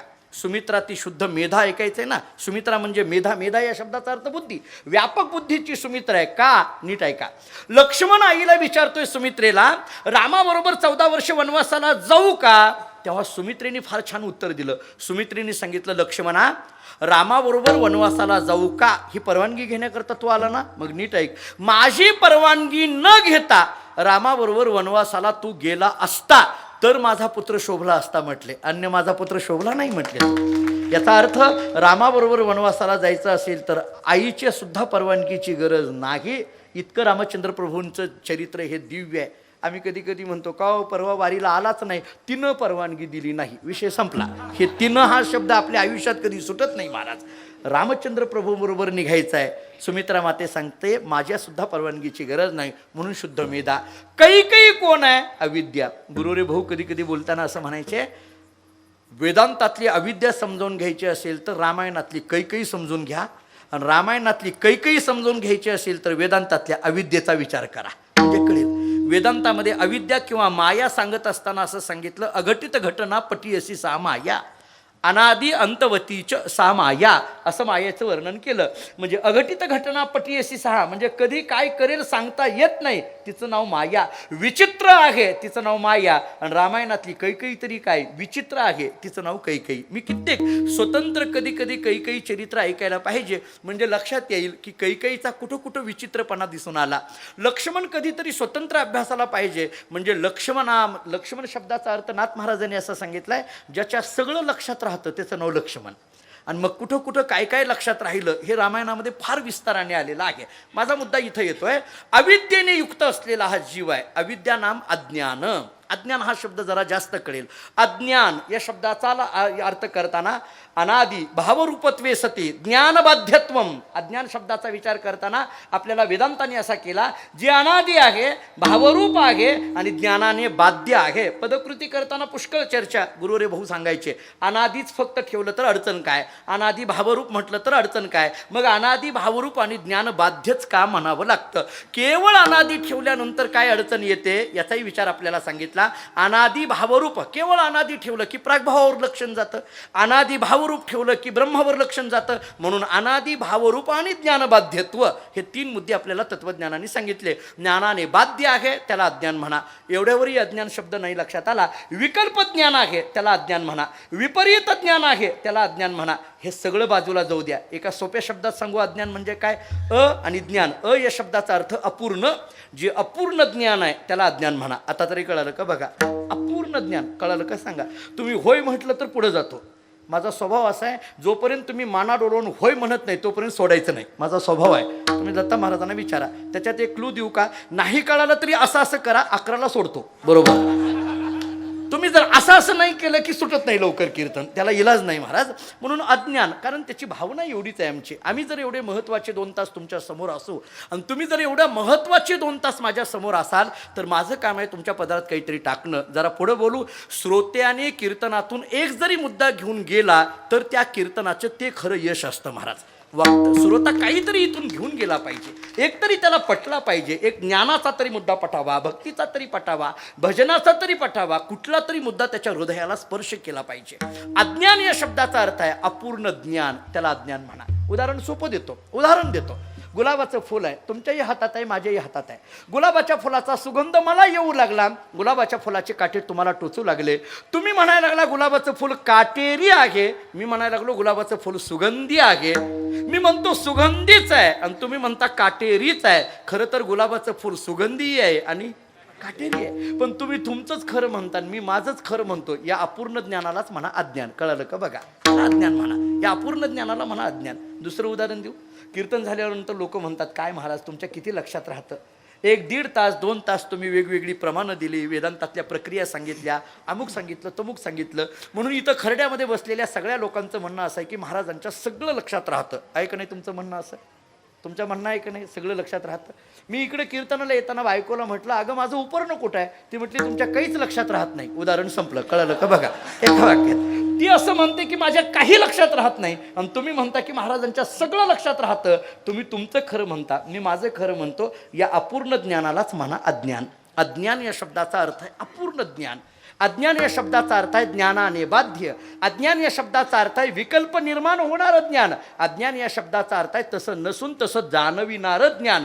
या सगळ्यांचा विचार करताना हा जीव अज्ञानामध्ये अडकला, म्हणून त्याला दुःखे म्हणा, अपूर्ण म्हणा. असा अज्ञानी जीव परिपूर्ण होण्याच्या दृष्टीने तुकाराम महाराजांच्या जवळ गेला आणि तुकाराम महाराजांना म्हणायला लागला, महाराज माझं अज्ञान जावं आणि मला ज्ञान मिळावं याच्याकरता काय करू? जरा एक सांगू, ज्ञान मिळण्याकरिता आपल्याकडं अज्ञान आहे हे कळणं ही पहिली पायरी आहे. अज्ञानाचं ज्ञान झाल्याशिवाय ज्ञानाची प्राप्ती होतच नाही महाराज. अज्ञानाची जाणीव. प्राचार्य शिवाजीराव भोसले सरांचं एक वाक्य आहे, तुम्ही अनेक व्याख्यानं ऐकली असतील. बीडमध्ये तर अगदी आई महोत्सव किती मोठ्या पद्धतीने झाला. आजही त्या कॅसेट ऐकलं की अंगावर काटे येतात. प्राचार्य शिवाजीराव भोसले सरांचं एक वाक्य असं आहे, ते असं गमतीने म्हणायचे, आपल्याला काही कळत नाही हे सुद्धा ज्याला कळत नाही त्याचं काहीच काम नाही म्हणायचे इथं. मग माणूस कसा पाहिजे? कमीत कमी आपल्याला काही कळत नाही एवढं तरी कळावं माणसाला. मग आपल्याला काही कळत नाही एवढं कळणं म्हणजे अज्ञानाचं ज्ञान असणं. एक मनुष्य तुकाराम महाराजांकडे गेला, म्हणायला लागला, महाराज माझं अज्ञान जावं आणि ज्ञान यावं याच्याकरता काय करू? तुकाराम महाराजांनी सांगितलं, तू बहुतेक ज्ञानेश्वरी वाचली नाही काय की? म्हटले, ज्ञानेश्वरी वाचली नाही काय की? अरे माझ्याकडे यायचं आहे ना, ज्ञानेश्वरी वाचून आलं पाहिजे. ज्ञानेश्वरीचं पारायण कर, तुकाराम महाराज सांगतात. म्हणजे तुला जर प्रश्न विचारायचा आहे, अहो मला सांगा, प्रश्न विचारायचा असेल तर तुकाराम महाराज म्हणतात ज्ञानेश्वरीचं पारायण केलं पाहिजे. मग कीर्तन करायचं असेल तर किती पारायणे केली पाहिजे हो ज्ञानेश्वरीची? किती पारायणे केले? लॉकडाऊनमध्ये एका माझ्या मित्र महाराजांचा एका फोन आला आणि ते म्हटले, महाराज काय करताय? माझं PhDचं काम चालू होतं लॉकडाऊनमध्ये. मी म्हटलं PhDचं चालू आहे, प्रबंध लिहितोय. मी म्हटलं तुम्ही काय करता? ते म्हटलं ज्ञानेश्वरीचं पारायण केलं. म्हटलं वा छान. तो म्हटलं, महाराज खरं सांगू का, एवढी वर्ष झालं कीर्तन करतोय पण आतापर्यंत पारायणच केलं नव्हतं. आणि काय ज्ञानेश्वरी हो? कोण म्हणायला लागलाय? गजर कीर्तनाचा सोहळा आनंदाचा.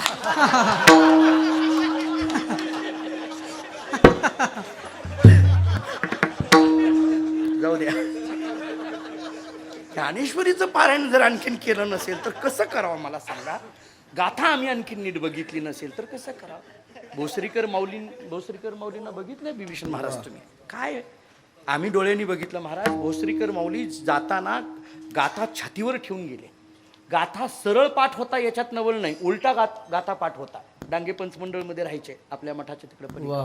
डांगे पंचमंडळमध्ये आम्ही पाठशाळा जवळच होती आमची. प्रत्येक दशमीला मी भेटायला जायचो. गाथा सरळ आपण सुंदर ते ध्यानपासून नाही, तुका म्हणे माझेपासून पाठ होता. गाथा पाठ होता, पण कधीही गेलं की गाथा घेऊन बसलेली असायची. कधीही गेलं की भोसरीकर माऊली गाथा घेऊन बसलेली असायची. मी एके दिवशी विचारलं, तुमचा गाथा पाठ आहे तरी गाथा घेऊन बसताय? आमचे फक्त कीर्तनाचेच अभंग पाठ आहेत तरी आमची गाथ्याची गाठ नाही. कसं काय हे? त्यांनी मला सांगितलं महाराज, त्यांनी एक वाक्य सांगितलेलं मला आठवतंय. भोसरीकर माऊली त्यांनी मला असं सांगितलं, कीर्तनाचा अभंग जरी पाठ असला तरी कीर्तनाला जाताना तो गाथ्यात बघूनच जायचा.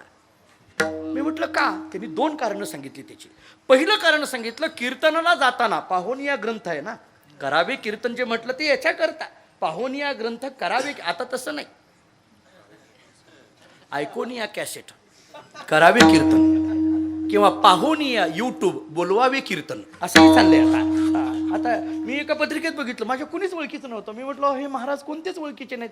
ते गाववाले म्हणजे आमच्याही ओळखीचे नाहीत. म्हटलं बोलवलं कसं? YouTubeवर. म्हटलं नंबर कसे मिळाले? ते सांगतात म्हणले महाराजच. आता काही तसं काही कुठं मिळवायची गरज नाही. किती दुर्दैव आहे. आपण जरा विचार केला पाहिजे.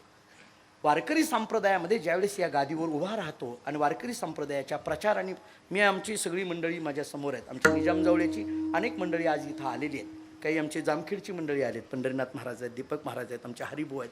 ही मी यांच्या जवळ लहानपणापासून यांनी मला बघितलं आहे. माझं एक नेहमीचं वाक्य आहे महाराज, एखादा कीर्तनकार 2 तासामध्ये काय बोलतो याच्यापेक्षा सुद्धा तो 22 तास कसा वागतो हे फार महत्त्वाचं आहे. त्यामुळे आपला वेश कसा असावा, आपला आहार कसा असावा, आपण कुठं थांबायचं आहे, कुठं बोलायचं आहे, कसं बोलायचं आहे, कोणाबरोबर राहायचं आहे, ही कीर्तनकारांवर फार जबाबदारी आहे महाराज. कारण कीर्तनकार हे एक जे तत्व आहे, आमचे वडील सांगत असतात, हे काचेचं भांड आहे, याला तडा जाता कामा नये. इथं वावरताना फार जपून वावरलं पाहिजे. सावधगिरीने क्षणक्षणा सांभाळितो, साक्षी होतो आपुला, न घडावी पायी तुटी, मने मिठी घातली. या दृष्टीने वागावं लागतं, तेव्हा कुठंतरी जमतं. वैकुंठवासी जगन्नाथांना पवारांची वाक्य काही काही ऐकण्यासारखी आहेत. तुम्ही बघा, त्यांचे आज जरी ते हयात नसले तरी त्यांची कीर्तनं उपलब्ध आहेत. ते गमतीने कधी कधी म्हणायचे. पूर्वी कीर्तन सेवा असं पत्रिकेत नाव असायचं बघा. पूर्वी, आता जुन्या मंडळींना माहीत आहे, पत्रिकेत तुम्ही कसं लिहित होता, प्रवचन सेवा, कीर्तन सेवा. आता तसं नाही, प्रवचनकार, कीर्तनकार. बरोबर आहे. जगन्नाथांना असं म्हणायचे, बहुतेक ही कारमध्ये यायला लागला म्हणून कीर्तनकार. हा ते असं करायचे, बरोबर आहे की नाही? असं त्यांचं असायचं. ते शोभायचं महाराज त्यांना. ती भलं मोठाच्या मोठा ते शेरवानी घालायचे कधी कधी कीर्तनामध्ये. ते असं करून बोलायचे. बरोबर आहे का अन्नाचं? हे काय माणसं डोंगरा एवढी झाली. मला संप्रदायाचं काय वैभव आहे. दुर्दैवाने आम्हाला ही नावं सुद्धा आता अलीकडे नवीन पिढीला माहीत नाही. काय वैकुंठवाशी विठ्ठल महाराज घुले बाबा, अहो नाव घेतलं की हृदय भरून येतो. काय घुले बाबांना ज्यांनी बघितलं त्यांना माहीत असेल. आज आम्ही पंढरपुरातले फडकरी असोत नाहीतर आळंदी संस्थेतले विद्यार्थी असोत, बाबांना बघितलं की टोपी शोधायची पहिली. टोपी बाबाच्या समोर टोपी घातल्याशिवाय जायचं नाही महाराज. काय घुले बाबांचं नाव होतं. मोठे बुवा काय व्यक्तिमत्व होतं त्या काळातलं. हे महाराजांनी बघितलेले. दांडेकर मामा काय महाराज, ही डोंगरा एवढी माणसं. पंढरपुरातल्या फड परंपरेमध्ये आदरणीय पूज्य महालिंग महाराजांना विचारा. वैकुंठवाशी गुरुनाम गुरु तात्यासाहेब महाराज वास्कर आबा हे नाव घेतलं तरी आज भीती वाटते महाराज त्या नावाची. वैकुंठवाशी सोपान काका देहूकर, वैकुंठवाशी तुळशीदास महाराज नामदास, वैकुंठवाशी नामदेव बुवा टेंभूकर अण्णा. काय नावं महाराज ही.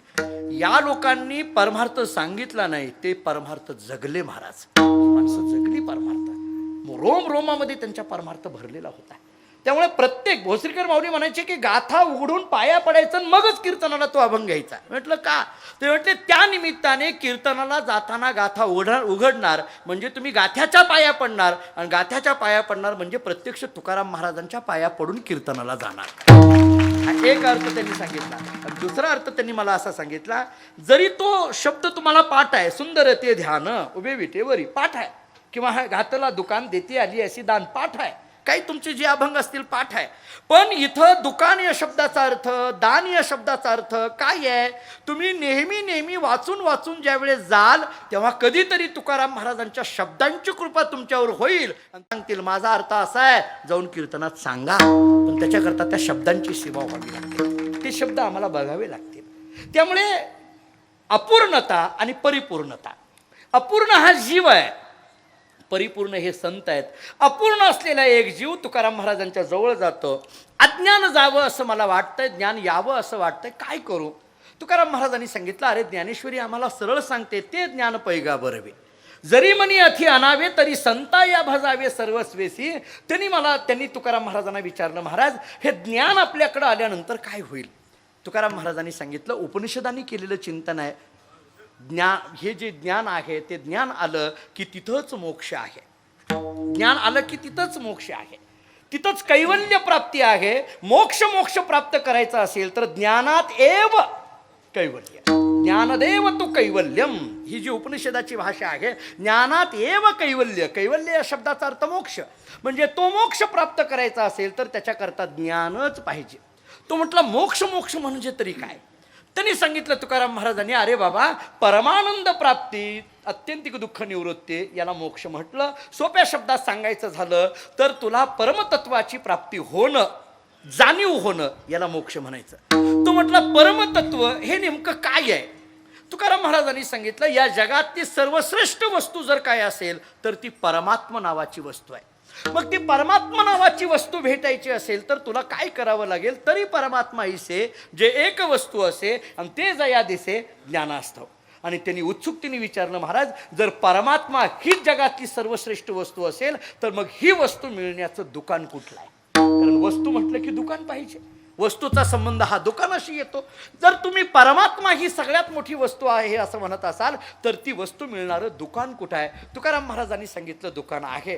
तो म्हटला मग त्या दुकानात मला कसं जावं लागेल आणि त्या दुकानामध्ये परमात्मा नावाची वस्तू मिळवण्याकरता मला काय द्यावं लागेल? तुकाराम महाराजांनी स्मित हास्य केलं आणि सांगितलं, तुला खरं सांगू, परमात्मा नावाची वस्तू मिळणारं दुकान संतांनी घातलंय आणि तिथं फुकट दान करतात ते वस्तू. फक्त आपल्याला तिथं जावं लागेल. अभंग घातला दुकान, घातला दुकान, घातला दुकान, घातला दुकान, घातला दुकान, घातला दुकान, घातला दुकान,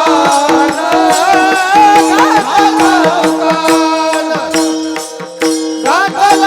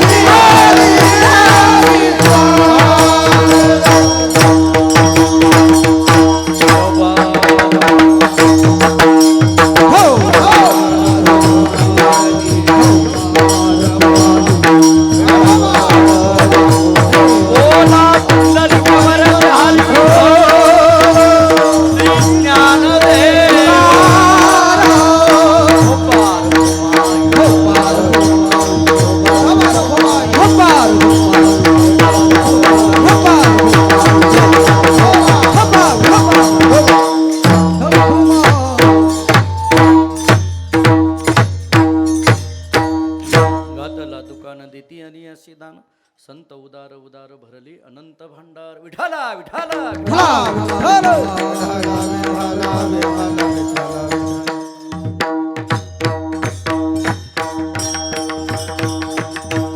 या अभंगाचा विचार करत असताना आपण इथपर्यंत येऊन पोहोचलो की तुकाराम महाराज सांगतात परमात्मा नावाची वस्तू पाहिजे असेल तर संतांनी घातलेल्या दुकानाकडे जावं लागेल. घातला दुकान देती आली अशी दान.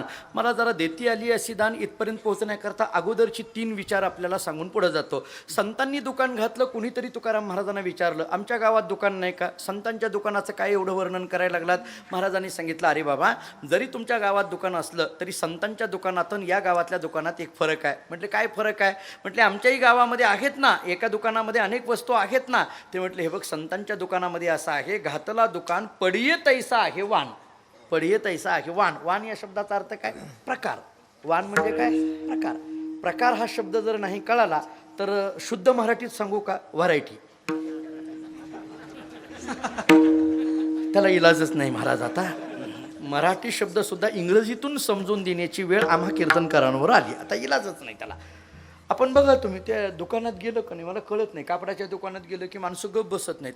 त्या दुकानदाराला म्हणतात नवीन दाखवा. बघा मोरटीन ओरडतं नवीन दाखवा. तुम्हाला खरं सांगू का तुम्ही असं म्हटलं का नाही नवीन दाखवा ते 10 वर्षापूर्वीचं दाखवतं. त्यालाच म्हणायचं नवीन दाखवा. आपल्याला तर काय कळतं महाराज? आपल्याला कळत नाही ते. पण आपल्याला असं वाटतं की नाही नवीन दाखवल्यामुळे नवीन दाखवलं नाही 10 वर्षापूर्वीचं खपवलं. तुला काय माहिती त्याच्यातलं की महाराज? पण आपल्याला नवीन बघायचं असतं. काय नेहमी नवीन पाहिजे. आपल्याला तेच कपडे म्हटलं की आवडत नाही. त्याच गोष्टी अलीकडे आवडत नाही. आपल्याला पूर्वीच्या काळामध्ये टेरिकॉटचे कपडे होते, नंतर कॉटनचे आले, नंतर लेनिनचे आले. म्हणजे तेच कपडे आपल्याला आवडत नाही. तीच भाजी ताटात आली आवडत नाही. म्हणजे तेच खायला आवडत नाही, तेच नेसायला आवडत नाही, तेच वाचायला आवडत नाही. त्याच महाराजाची जाऊ दे आता मी बोलत नाही. कीर्तनं सुद्धा लोक काय बघा बसले की म्हणतात नवीन घ्या जरा महाराज नवीन बोलवा. तुम्हाला काय वाटतं आपल्याला आता जसं आता माझ्या मागं लिहिलं जयवंत महाराज बोधले. तारीख घेताना मी इथलं नाही म्हणत इथलं नाही म्हणत मी अजिबात इथलं म्हणत नाही. आणखीन अर्धा तास तरी इथलं काहीच सांगत नाही. हां मला जायचं आहे माघारी म्हणून म्हटलो बाकी काही नाही. काही ठिकाणी बसल्यानंतर बघा तुम्ही त्याला बोलवा की म्हणतात. म्हणजे त्यांना सुद्धा नाही आहे का नाही परिस्थिती? म्हणजे एकेरीवर महाराजांचे उल्लेख जर कार्यकर्ते मंडळी करायला लागले तर त्याला कारण कोण आहे? महाराजच कारण आहेत असं माझं म्हणणं आहे. आपणच कुठंतरी आपल्याला शोधलं पाहिजे. आपल्या वागण्या बोलण्यामध्ये फरक दिसला की लोकांमध्ये अशा पद्धतीची चर्चा होणारच ना महाराज. त्यामुळे संख्यात्मक आणि गुणात्मक कधीतरी एकदा चिंतन असं करायला पाहिजे. संख्यात्मक वाढ झाली पण गुणात्मक किती? आणि दुर्दैवाने व्यवहाराचं एक सूत्र असं आहे क्वांटिटी वाढली की क्वालिटी घसरते महाराज. तसं झालं की काय असा विचार करण्याची वेळ आता वारकरी संप्रदायावरच आलेली आपल्याला दिसून येते. म्हणून मी आपल्याला या प्रमाणातला एक अर्थ असा सांगायला लागलो पडिये तैसा आहे वाण. जशा पद्धतीचा प्रकार पाहिजे तसा प्रकार संतांनी घातलेल्या दुकानात मिळेल. एवढ्यावरही नाही पटलं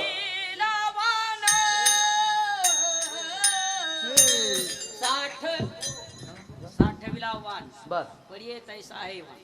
बर 60 वाण पैसा घातला दुकान जे जाय पाहिजे ते आहे. बर ठीक.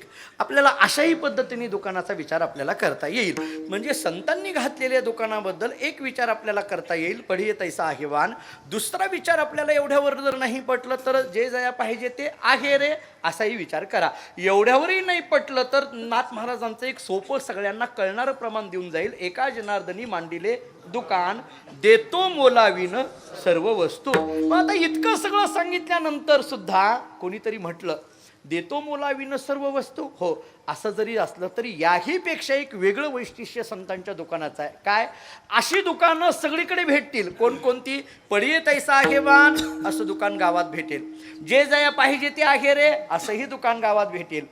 देतो मोलाविन सर्व वस्तू असंही दुकान गावात भेटेल. ऐका आता वेळ नसल्यामुळे त्याची विस्तार जरी 3 प्रमाणाचे मला करता नाही आले पण असं दुकान मला गावात दाखवा. कोणतं? देती आली अशी दान असं गावात कुठं दुकान आहे का?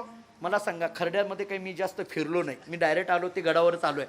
आपल्या गावामध्ये असं कुठं बोर्ड आहे का की येथे सर्व वस्तू दान केल्या जातील? आहे का गावात त्या कुठल्या दुकानावर बोर्ड? दुकानावर आहे का गावात बोर्ड? नसेल तर लावून बघा. परत आम्हाला म्हणायला येऊ नका गिराईकच नाही असं म्हणूच नका. आम्ही सगळे तुमचेच गिराईक. कोणी लावेल? पण हा बोर्ड आहे. कुठं आहे? आळंदीला जा. ज्ञानोबारांच्या समाधी स्थानावर मात्र हा बोर्ड आहे. येथे सर्व वस्तू दान केल्या जातील, फक्त ज्ञानोबारायांच्या चरणावर नतमस्तक व्हा. ज्ञानोबाराय आम्हाला ज्ञान दान करत राहतील. तुकोबारायांकडे चला, तिथं बोर्ड आहे. पैठणला चला, तिथं आहे. सावता महाराजांकडे चला, गोरोबा काकांकडे चला, सीताराम बाबांकडे या, इथं मात्र हा बोर्ड आहे. इथे दान केलं जाईल. हे दान कोणतं आहे? या दानाचं नाव नेमकं कोणतं आहे? देती आली अशी दान. याच्यातही गंमत आहे बरं. देती आली अशी दान. मला असं वाटतं की म्हणताना असंच म्हटलं पाहिजे. अन्वय करायची वेगळा गरजच नाही. कधी कधी प्रमाण सोडवताना अन्वय करावा लागतो, नाही असं नाही. देती आली अशी दान. कधी कधी आली अशी देती दान म्हणतात बघा. नाही चालत, नाही चालत. मी तर असं म्हणेल, एखाद्या वेळेस अर्थ करताना कीर्तनकारांनी शब्द बदलले तरी चालतील, पण चाल म्हणताना चाल म्हणणाऱ्याने शब्द बदलायचे नाही. बरोबर आहे की नाही? बघा तुम्ही भजनातला, आता माझ्यापेक्षा पूज्य महाराज आपल्याला जास्त माहिती आहे, महाराजांना माहिती. चाल म्हणताना भजन म्हणताना, अभंगाला चाल म्हणताना शब्द बदलून चालत नाही. वैकुंठ ऋषी बोधेबाबांचे काही शब्द माझ्या कानावर आहेत. बोधेबाबा पंढरपुरात चातुर्मासात राहत असताना त्यांचे शब्द कानावर आहेत.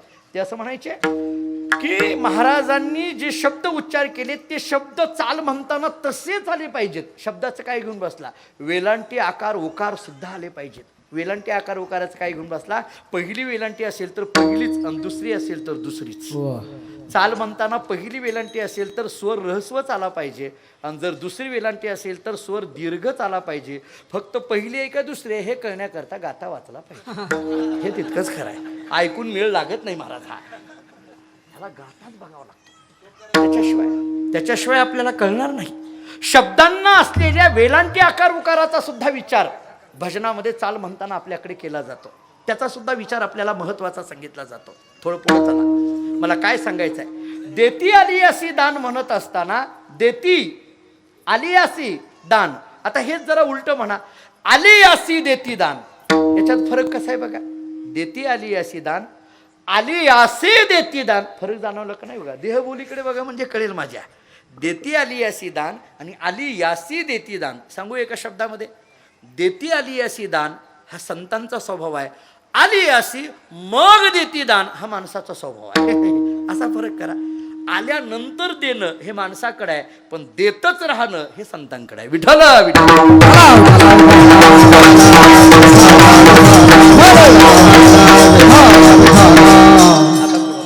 मागायचं असेल तर आम्ही संतांकडेच मागावं.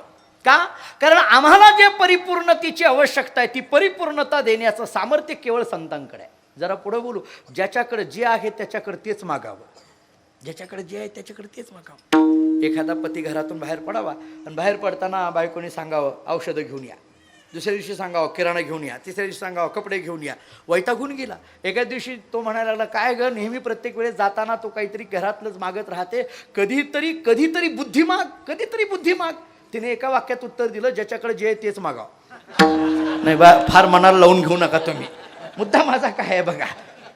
तर आपल्याला जर परिपूर्णता पाहिजे असेल तर संसाराकडे मागून जमणार नाही.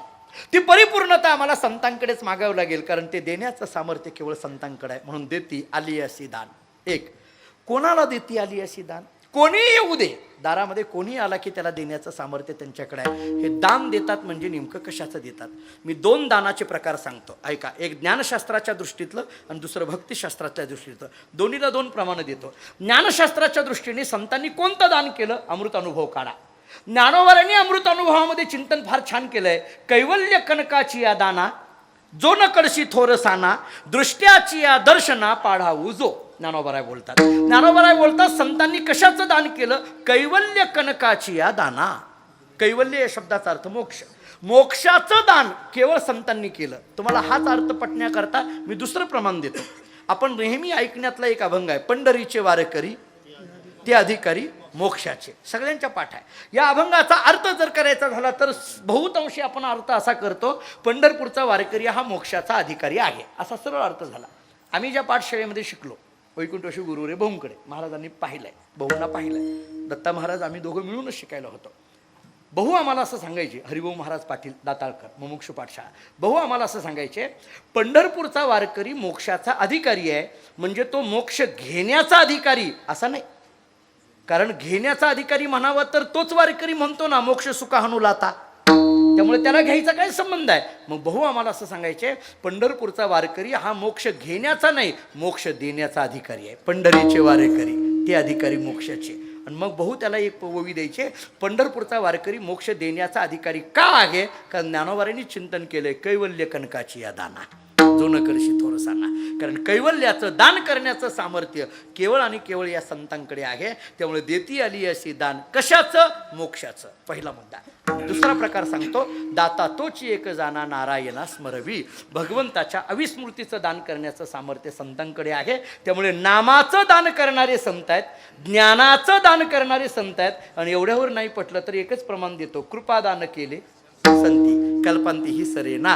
कृपेचं दान करणारे संत आहेत. त्यामुळे घातला दुकान देती आली असे दान. असे दान संत का करत राहतात. संत उदार उदार भरले अनंत भांडार. हा संतांचा स्वभाव आहे, त्यांचा स्वभावच आहे, औदार्याचा स्वभाव आहे.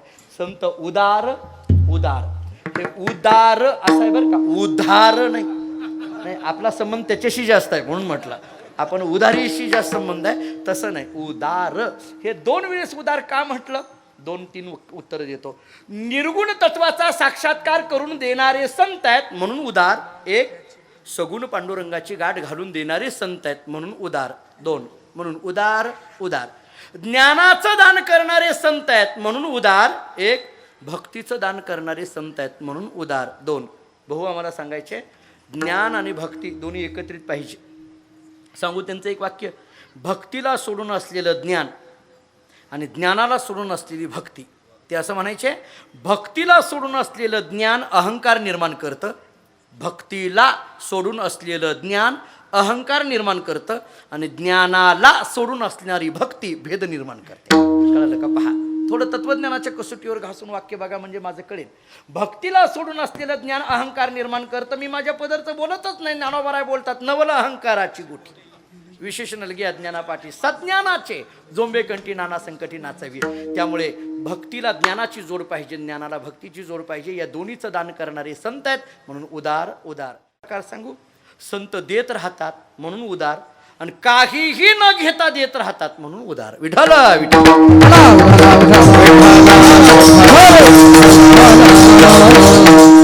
सकाळची वेळ होती. माणकोजी बोधले महाराज घरातून निघाले. आमचे मूळ पुरुष धामणगाव. तुम्ही जर कधी आलात तर धामणगावला आवर्जून या. माणकोजी महाराजांची संजीवन समाधी तिथं आहे. मी मगाशीच महाराजांना म्हणत होतो, माणकोजी महाराजांच्या चरित्रामध्ये जी काही तुकाराम महाराज ज्ञानोबारांची चरित्र आपल्याला माहीत आहेत, भक्तिविजयामध्ये माणकोजी महाराजांचं चरित्र फार गोड आहे. आमच्याकडे बोधलीलांबरी नावाचा एक 25 अध्यायाचा ग्रंथ आहे. आमचं मूळ आडनाव जगताप, पण पांडुरंगाने बोध केला म्हणून बोधले आडनाव पडलं. विठोनी एकांती बोधिले म्हणून जगी नावं बोधले. माणकोजी महाराजांची 5 शिष्य आहेत. त्याच्यामध्ये एक शिष्य आहेत यमाजी महाराज, ते त्यांचे चिरंजीव. त्यांची संजीवन समाधी धामणगावलाच आहे. दुसरी एक स्त्री संत आहे, तिचं नाव लाडी म्हणणारं, तिची समाधी धामणगावच्या बाहेर रायरास आणि धामणगावच्या मध्ये आहे. तिसरे संत त्यांचे शिष्य असणारे भजलिंग महाराज, करकमला त्यांची समाधी आहे. चौथे एक शिष्य आहे गोपाळबोध माळगावकर, त्यांची मळगाव सावंतवाडी कोकणात समाधी आहे. आणि आमच्याकडं आणखीन एक उल्लेख आहे. 5व्या शिष्याचं नाव असं आहे मल्हारपंत कुलकर्णी, आणि आमच्याकडे उल्लेख त्याचा असा आहे की त्यांची समाधी खरड्यामध्ये आहे म्हणून उल्लेख आहे. खरड्यामध्ये मल्हारपंत कुलकर्णींची समाधी आहे. आजही आम्हाला आणखीन कधी म्हणजे बघायला मिळाली नाही, किंवा आमचा आणखीन अभ्यास कमी पडला असं म्हणा. परंतु मल्हारपंत, मी मगाशी आल्यानंतर महालिंग महाराजांना विनंतीच केली. म्हणजे मी दुपारी जाताना दादांना म्हटलं खरड्याला कीर्तन आहे. ते म्हटले खरड्याचा आणि आपला संबंध हा आजचा नाही, 350 वर्षापासूनचा संबंध आहे म्हटले, खर्डेकरांचा आणि बोधले महाराजांच्या घराण्याचा. परंतु आम्हाला दुर्दैवाने आणखीन इथं शोधलं नाही म्हणा, किंवा ती मिळालं नाही. मी महाराजांना मगाशी विनंती केली की तुम्ही तेवढी समाधी महाराजांची जी मल्हारपंत कुलकर्णींची इथं आहे असा आमच्या ग्रंथात उल्लेख आहे. कुठं आहे माहीत नाही, कोणत्या जागेवर आहे माहीत नाही, परंतु त्यांची आहे असा आमच्याकडे उल्लेख आहे. जर मी तर असं म्हणेल महाराज की ती जर समाधी आम्हाला कळाली तर आमच्या परंपरेवर ते फार मोठे उपकार तुमचे होतील महाराज. कारण त्या समाधीचा एक तिथं नतमस्तक व्हावं या दृष्टीने महाराजांची संजीवन समाधी आहे. 5 शिष्यामध्ये मल्हारपंत कुलकर्णी खर्डेकर असा एक उल्लेख आमच्याकडे आहे. माणकोजी महाराज सकाळी उठायचे, शेतात निघाल्याबरोबर त्यांच्या बायकोच्या लक्षात आलं की आपली परिस्थिती मोठी गरीब आहे, आणि आता नेमकं कार्तिक वारी आलेली आहे, वारकरी यात्रेला निघालेली आहेत. न जाणो कोणी वारकरी शेतामध्ये आले आणि त्यांनी जर धान्य मागितलं तर शेतातली जी ज्वारीची कणस आहे ती जर मानकोजी महाराजांनी त्या वारकऱ्यांना देऊन टाकली तर आपण आपल्या मुलांना वर्षभर काय खाऊ घालायचं? आपल्याकडे एवढंच आहे. म्हणून ममताईंनी विनंती केली, महाराज तुम्ही आपल्या शेतातली ज्वारीची कणसं कोणाला देऊ नका बरं. महाराजांनी सांगितलं नाही देत. महाराज निघाले. ममताईला काय वाटलं कुणास ठाऊक, बोलून घेतलं, महाराज इकडे या, कोणाला देऊ नका कणस. नाही देत. नाही तुम्हाला पांडुरंगाची शपथ आहे, तुमच्या हाताने कोणाला द्यायचं नाही. मानकोजी महाराजांनी विचारलं, अगं ममताई पांडुरंगाची शपथ का घालायला लागली? मी देत नाही असं तुला म्हटलो ना, का घालायला लागली? ममताईंनी सांगितलं तुमच्यावर विश्वास नाही. हे तेव्हापासून आहे बरं का, हे कंसातलं बोलतो आता आपल्यातलं. तुमच्यावर विश्वास नाही, तुम्ही देऊन टाकाल. काय खायचं परत वर्षभर? मी तुमच्या हाताने द्यायचं नाही, तुमच्या हाताने एकही कणीस तोडायचं नाही आणि कोणाला द्यायचं नाही. महाराजांनी सांगितलं ठीक आहे, काही हरकत नाही. महाराज शेतात गेले. असं आठवड्यावर बसले, भजन करत होते. नेमके एक वारकऱ्याची दिंडी पंढरपूरला निघालेली होती आणि ते वारकरी महाराजांच्या शेतात घुसले. जरा गमतीने बोलू, वारकरी असे असतात महाराज, जिथं नाही तिथं घुसतात, त्याचं नाव वारकरी. तुम्ही पालखी सोहळ्यामध्ये चाला म्हणजे कळेल. पालखी सोहळ्यामध्ये आम्ही तेच करतो, आता दुसरं काय. सगळे वारकरी आले महाराजांच्या शेतात आणि मग महाराजांकडे बघितलं. भजन सुरू झालं. गायनाचे ओढे आपोलिया छंदे, जोर जोरात भजन सुरू झालं. 2-2.5 तासाचं भजन संपलं. भजन झाल्यानंतर वारकऱ्यांनी सांगितलं, अहो बोधले महाराज काय खायला आहे का नाही? भूक लागली. भजन झालं, आता भोजनाचं बघा. आपल्या चिरगोडाकडे बघितलं, 2 भाकरी. 2 भाकरी एवढ्या 25 वारकऱ्यांना कशा पुरणार? वाईट वाटायला लागलं. तेवढ्या 2-3 वारकरी म्हणायला लागले, अहो महाराज इथं ज्वारीची कणसं आहेत, हुरड्यात आलेली आहेत, ती कणसं तोडून द्या, हुरडा करू, भाजू, खाऊ, निघू. झालं म्हटले. कशाला इकडे तिकडे बघायला लागलात? महाराजांनी सांगितलं काय हरकत नाही. महाराज असे कणसे तोडणार. तेवढ्यात महाराजांच्या लक्षात आलं, बायकोनी शपथ घातली आहे, पांडुरंगाची शपथ आहे ती. आणि काय सांगितलंय, तुमच्या हाताने काही द्यायचं नाही. वाईट वाटायला लागलं, डोळ्यात अश्रू यायला लागले. घरात असूनही आपल्याला, आपल्या शेतात असूनही देता येत नाही. वारकरी उपाशी दारातनं चालले. वारकरी उपाशी दारातनं जाणं याच्यासारखं महापाप कोणतं नाही महाराज. आपल्याकडे असून देता येईना.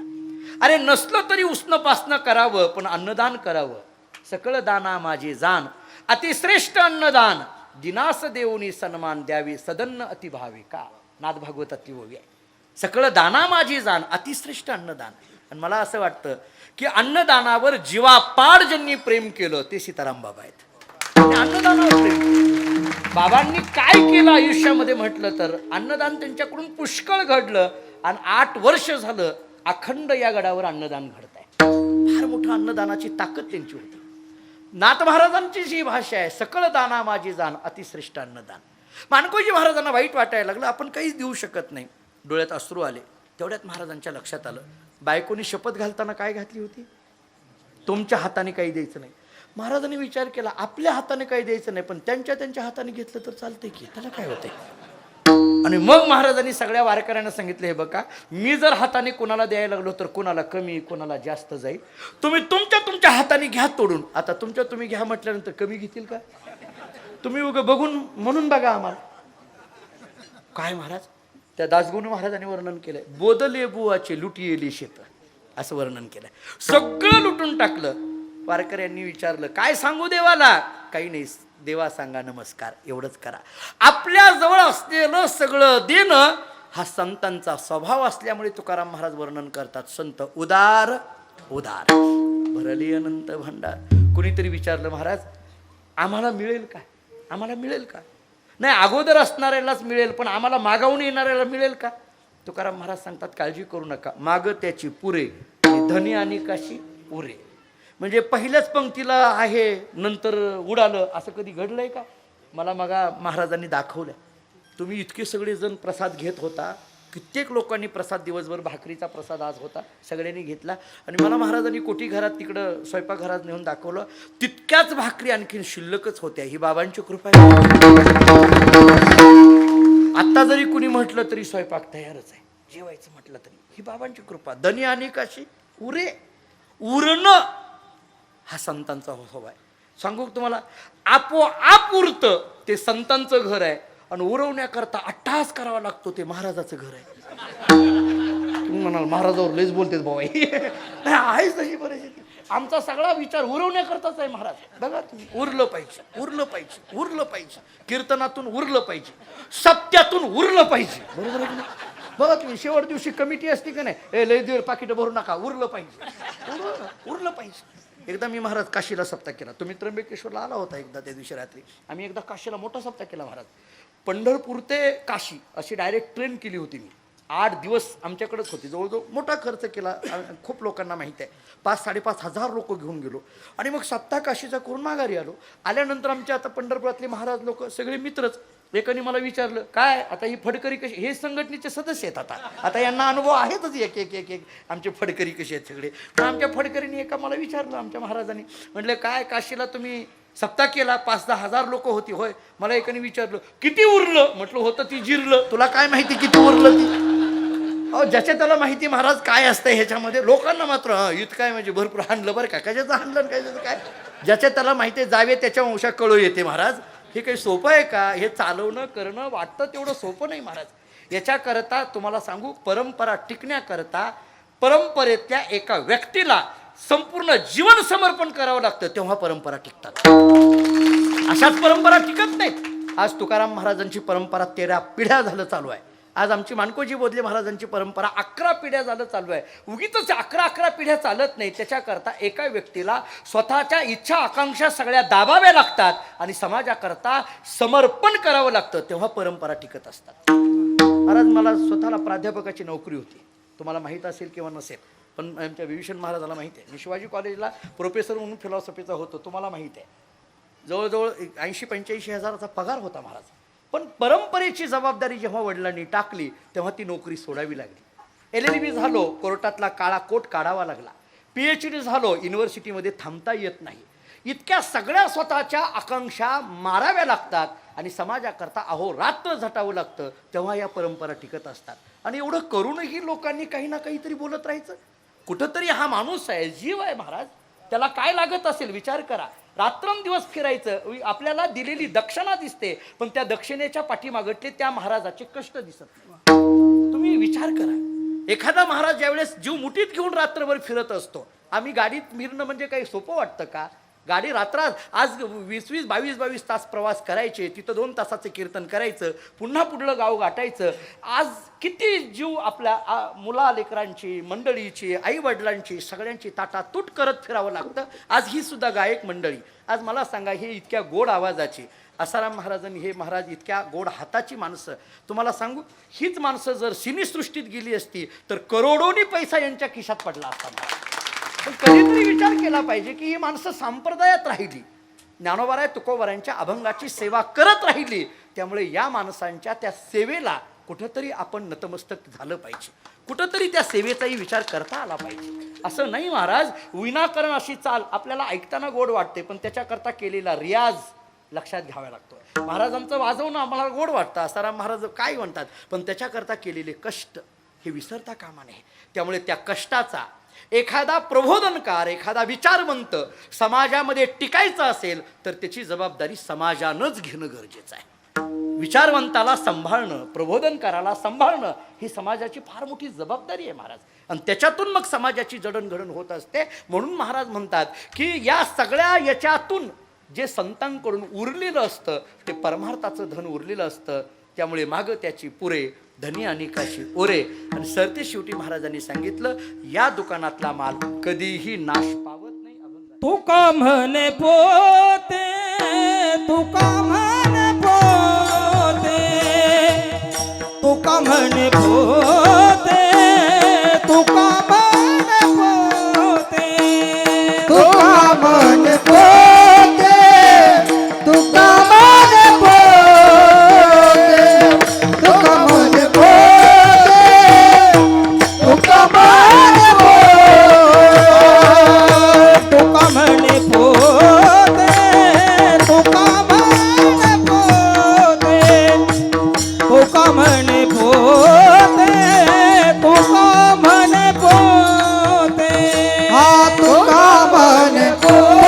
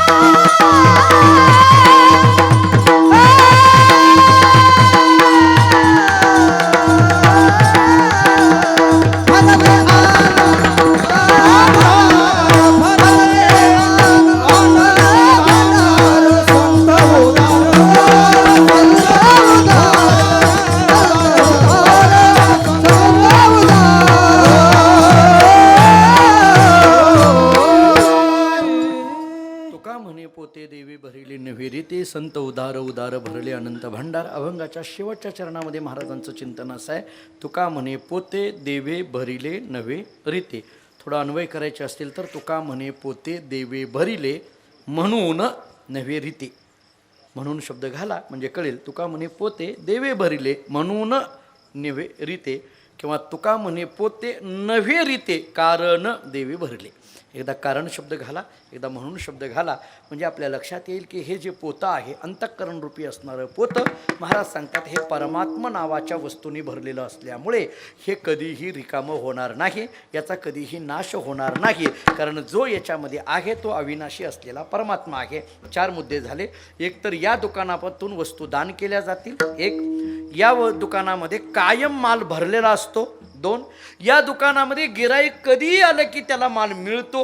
3, आणि या दुकानातला माल कधीही नाश पावत नाही. 4, आणि अशी 4 वैशिष्ट्ये ज्यांच्या दुकानाचे आहेत ते संतांचं दुकान आहे. ज्या जागेवर आपण उभा आहोत या दुकानामध्ये म्हणजे संत श्री सद्गुरू सीताराम बाबा महाराजांनी मांडलेलं हे जे दुकान आहे, येथून ज्ञान आणि भक्ती कायम दान केले जाते. त्यामुळे तुकाराम महाराजांना अभिप्रेत असलेलं दुकान हेच आहे. घातला दुकान देते दान. या दुकानामध्ये कायम माल भरलेला आहे. भरले अनंत भांडार असं हे सीताराम गडाचं दुकान आहे, घातला दुकान. या दुकानावर मध्ये कधीही एखादा विद्यार्थी आला तरी त्याला ज्ञान भक्ती अन्नदान मिळत राहील असं हे दुकान आहे, घातला दुकान. आणि सरते शेवटी या दुकानातला कधीही माल नाश पावत नाही असं हे सीतारामगड नावाचं एक अत्यंत उज्ज्वल अशा पद्धतीचं स्थान म्हणजे तुकाराम महाराजांना अभिप्रेत असलेलं एक आध्यात्मिक दृष्टिकोनातलं दुकान आहे असं म्हणायला हरकत नाही. त्यामुळे या अभंगाच्या माध्यमातून एक प्रकारे सीताराम बाबांनी केलेल्या कार्याचाच आलेख तुकाराम महाराजांनी या अभंगातून मांडलाय असंच आपल्याला म्हणावं लागेल. बाबांनी केलेलं कार्य, बाबांना जवळून पाहिलेलं आणि अनुभवलेली मंडळी आपण सगळी इथं आहोत. त्यामुळे आपल्या सर्वांच्या चरणी नतमस्तक होतो, बाबांच्या चरणी नतमस्तक होतो. बाबांच्या 8व्या पुण्यतिथीच्या निमित्ताने एवढा मोठा भव्य दिव्य सोहळा या ठिकाणी संपन्न होतोय. ज्यांच्या नेतृत्वामध्ये हा सोहळा संपन्न होतोय ते आदरणीय हरिभक्तीपरायण श्रद्धेय महालिंग महाराज नगरे यांचा आणि माझ्या घराचा एक ऋणानुबंध, अनेक वर्षाचा ऋणानुबंध आहे. मला आठवत आहे आम्ही लहान असताना त्या गीतेबाबांच्या मठामध्ये माघ शुद्ध दशमीचं कीर्तन कैक वर्ष दादांचं असायचं. दशमी एकादशी ते जसं जमेल तसं दादांचं कीर्तन असायचं. आम्ही सगळे कीर्तनाला असायचो. मला आठवतं मी लहान होतो, 1-2 वेळेस तर कीर्तनाला एकीकडनं पकवाजाला ते असायचे आणि एकीकडून मी असायचो. आम्ही दोघं पकवाज बरं का. आसाराम बाबा आम्हालाही पकवाज वाजवायला येतो. जरा पुढलं बोलू. कीर्तन करायला जितका आवश्यक आहे तितका तर नक्कीच येतो. आणि जरा पुढलं बोलू, कीर्तन करायला जेवढा आवश्यक आहे तेवढाच यावा, तेवढाच यावा.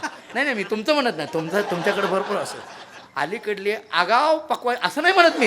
जे आगाव आपल्याकडे येतं, जे जास्त येतं त्याचा कुठंतरी त्रास त्या कीर्तनकाराला गायकाला झाल्याशिवाय अलीकडल्या काळात राहत नाही. पण आठवतंय महाराजांच्या बरोबर काही काळ मृदंगाची सेवासुद्धा करण्याचं भाग्य त्या मठामध्ये लाभलं. त्यामुळे दादांचं अतिशय जिव्हाळपाड प्रेम महाराजांवर.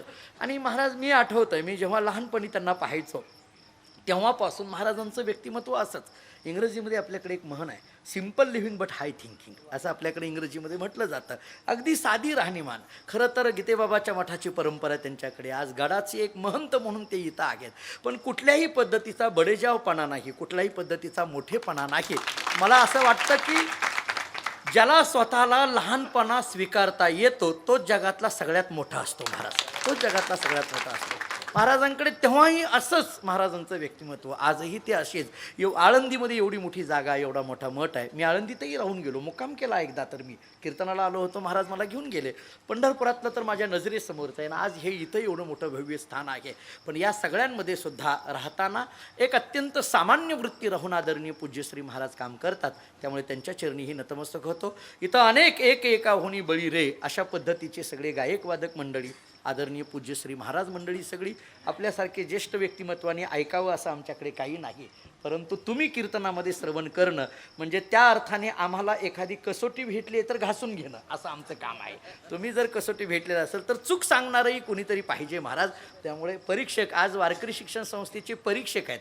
त्यामुळे एक पद्धतीची माझी परीक्षाच चालू आहे असं म्हणायला हरकत नाही. पास झालो नापास झालो त्यांना माहिती, परंतु एक पद्धतीची परीक्षाच आहे असं म्हणायला हरकत नाही. परंतु आपण इथं उपस्थित राहणं म्हणजे आज वारकरी शिक्षण संस्थेतून आपण इथं आहात, परीक्षक म्हणून काम आपण करत आहात. त्यामुळे आदरणीय पूज्य श्री डोंगरे महाराज, तुम्ही इथं राहणं म्हणजे एका अर्थाने आम्हाला जोग महाराज इथं उपस्थित असणं, अशा आमच्या भावना आहेत. आमच्या भावना, परंपरेच्या भावना फार वेगळ्या आहेत. आज समस्त वारकरी फडकरी दिंडी समाज संघटनेवर सदस्य म्हणून आदरणीय महाराजांची नियुक्ती मधल्या काळामध्ये झाली. त्यामुळे वारकरी फडकरी दिंडी संघटनासुद्धा याच अंगाने काम करते, एवढ्या मोठ्या व्यापक अंगाने काम करते. तिथला प्रत्येक फडकरी आम्ही ज्यावेळेस त्यांच्याकडे पाहतो त्यावेळेस त्या परंपरेला तो नमस्कार असतो, त्या व्यक्तीला तो नमस्कार नसतो. आज आदरणीय पूज्य श्री लक्ष्मण महाराज मेंगडे आपले आहेत किंवा नानासाहेब आहेत, यांना नमस्कार करणं म्हणजे व्यंकटस्वामीच्या परंपरेला नमस्कार करणं आहे. हो, त्या परंपरेला डोंगरे महाराजांना इथं नमस्कार करणं म्हणजे जोग महाराजांकडे तो पोहोचवणं आहे. आदरणीय महाराजांना नमस्कार करणं म्हणजे बाबांपर्यंत तो पोहोचवणं आहे. त्यामुळे त्या व्यक्तीला ज्यावेळेस एखाद्या परंपरेतला नमस्कार केला जातो तेव्हा तो त्या व्यक्ती ज्या परंपरेतून आली त्या परंपरेला तो नमस्कार असतो. त्यामुळे आपल्या सगळ्यांच्या चरणी पुन्हा एकदा नतमस्तक होतो.